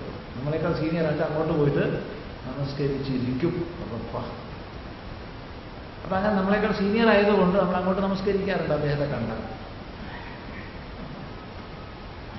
അപ്പോൾ ഒരു ദിവസം അദ്ദേഹം പറഞ്ഞു, സ്വാമി ഞാൻ വിവാഹം കഴിക്കാൻ തീരുമാനിച്ചു. വളരെ സന്തോഷം, നല്ലത്. ആരെയാ കഴിക്കണത്? ഞാൻ വേദാന്തം പഠിപ്പിച്ച കുട്ടിയെയാണ്. നല്ലത്, സന്തോഷത്തിന് നമുക്കെന്താ ഉള്ളത്? അടിച്ചവൻ്റെ കാലൊടിക്കണം, എന്താവശ്യം? അയാൾക്കൊരാളെ ഇഷ്ടമായ അയാൾ കല്യാണം കഴിച്ചാൽ അവൾക്ക് അങ്ങോട്ട് വിട്ടാണ്, നമുക്കെന്ത് വേണം? എന്താ സംഭവിച്ചത്? ചിന്തിക്കുക. ഇതാ സംഘത്തിൻ്റെ വിശേഷങ്ങൾ. കാമം സ്ഫുരിക്കുന്ന രൂപത്തിലില്ലെങ്കിലും രസരൂപത്തിനുള്ളിൽ ഉണ്ടാവും. ഇത് കരുതിയിരുന്ന നല്ലതാണല്ല. പ്രത്യേകിച്ച് സാമൂഹ്യ പ്രവർത്തനങ്ങൾ ചെയ്യുന്നവർ, സമൂഹവുമായി ഇടപഴകി കഴിയുന്നവർ, തൻ്റെ സാമാജിക പ്രവർത്തനത്തിൻ്റെ ഭാഗമായി പലരോട് ചേർന്ന് കഴിയേണ്ടവർ വളരെ കരുതിയില്ലെങ്കിൽ അറിയാതെ സംഘത്തിൽ നിന്ന് കാമം വരില്ല എന്ന് ശങ്കരാചാര്യർ പറഞ്ഞാലും വിശ്വസിക്കാൻ മതി. അതുകൊണ്ട് സംഘം, കാമം, മോഹം, സ്മൃതിഭ്രംശം, ബുദ്ധിനാശം, ഇത് ചെറിയ തരംഗ രൂപത്തിൽ എല്ലാവരും ഉള്ളിലും ഉണ്ടാവും. ചെറിയൊരു തരംഗം. പക്ഷെ ദുസ്സംഗം കൊണ്ട് തരംഗരൂപത്തിലുള്ള സംഘം എന്താകും? സമുദ്രരൂപത്തിലാവും. തരംഗരൂപത്തിൽ നിസ്സാരമാണ്, നമുക്ക് എളുപ്പം അതിനെ അതിക്രമിക്കാം. പക്ഷെ സമുദ്രം പോലെയായിട്ട് വല്ല കാര്യമാണ് രക്ഷപ്പെടാൻ വഴിയുണ്ടോ? ശ്രദ്ധിക്കുക. തരംഗരൂപത്തിലുള്ള കാമം ദുസ്സംഗം കൊണ്ടെന്താവും? സമുദ്രരൂപത്തിലാവും. തരംഗരൂപത്തിലുള്ള ക്രോധം ദുസ്സംഗം കൊണ്ട് സമുദ്രരൂപത്തിലാവും. തരംഗരൂപത്തിലുള്ള ബുദ്ധിഭ്രംശം ദുസ്സംഗം കൊണ്ട് സമുദ്രരൂപത്തിലാവും. പിന്നെ നിയന്ത്രിക്കാൻ പറ്റില്ല. തരംഗരൂപം കൊണ്ട് നമുക്ക് നിയന്ത്രിക്കാം. അതുകൊണ്ട് എന്ത് വേണം? ദുസ്സംഗം എല്ലാ പ്രകാരത്തിലും ഒഴിവാക്കണം. ഇതാണ് പറയുന്നത്. ബാക്കി ഭാഗം നമുക്ക് നാളെ കൃത്യസമയത്തിന് ചിന്തിക്കാം. 45 സൂത്രം വരെ നമ്മൾ വായിച്ചു.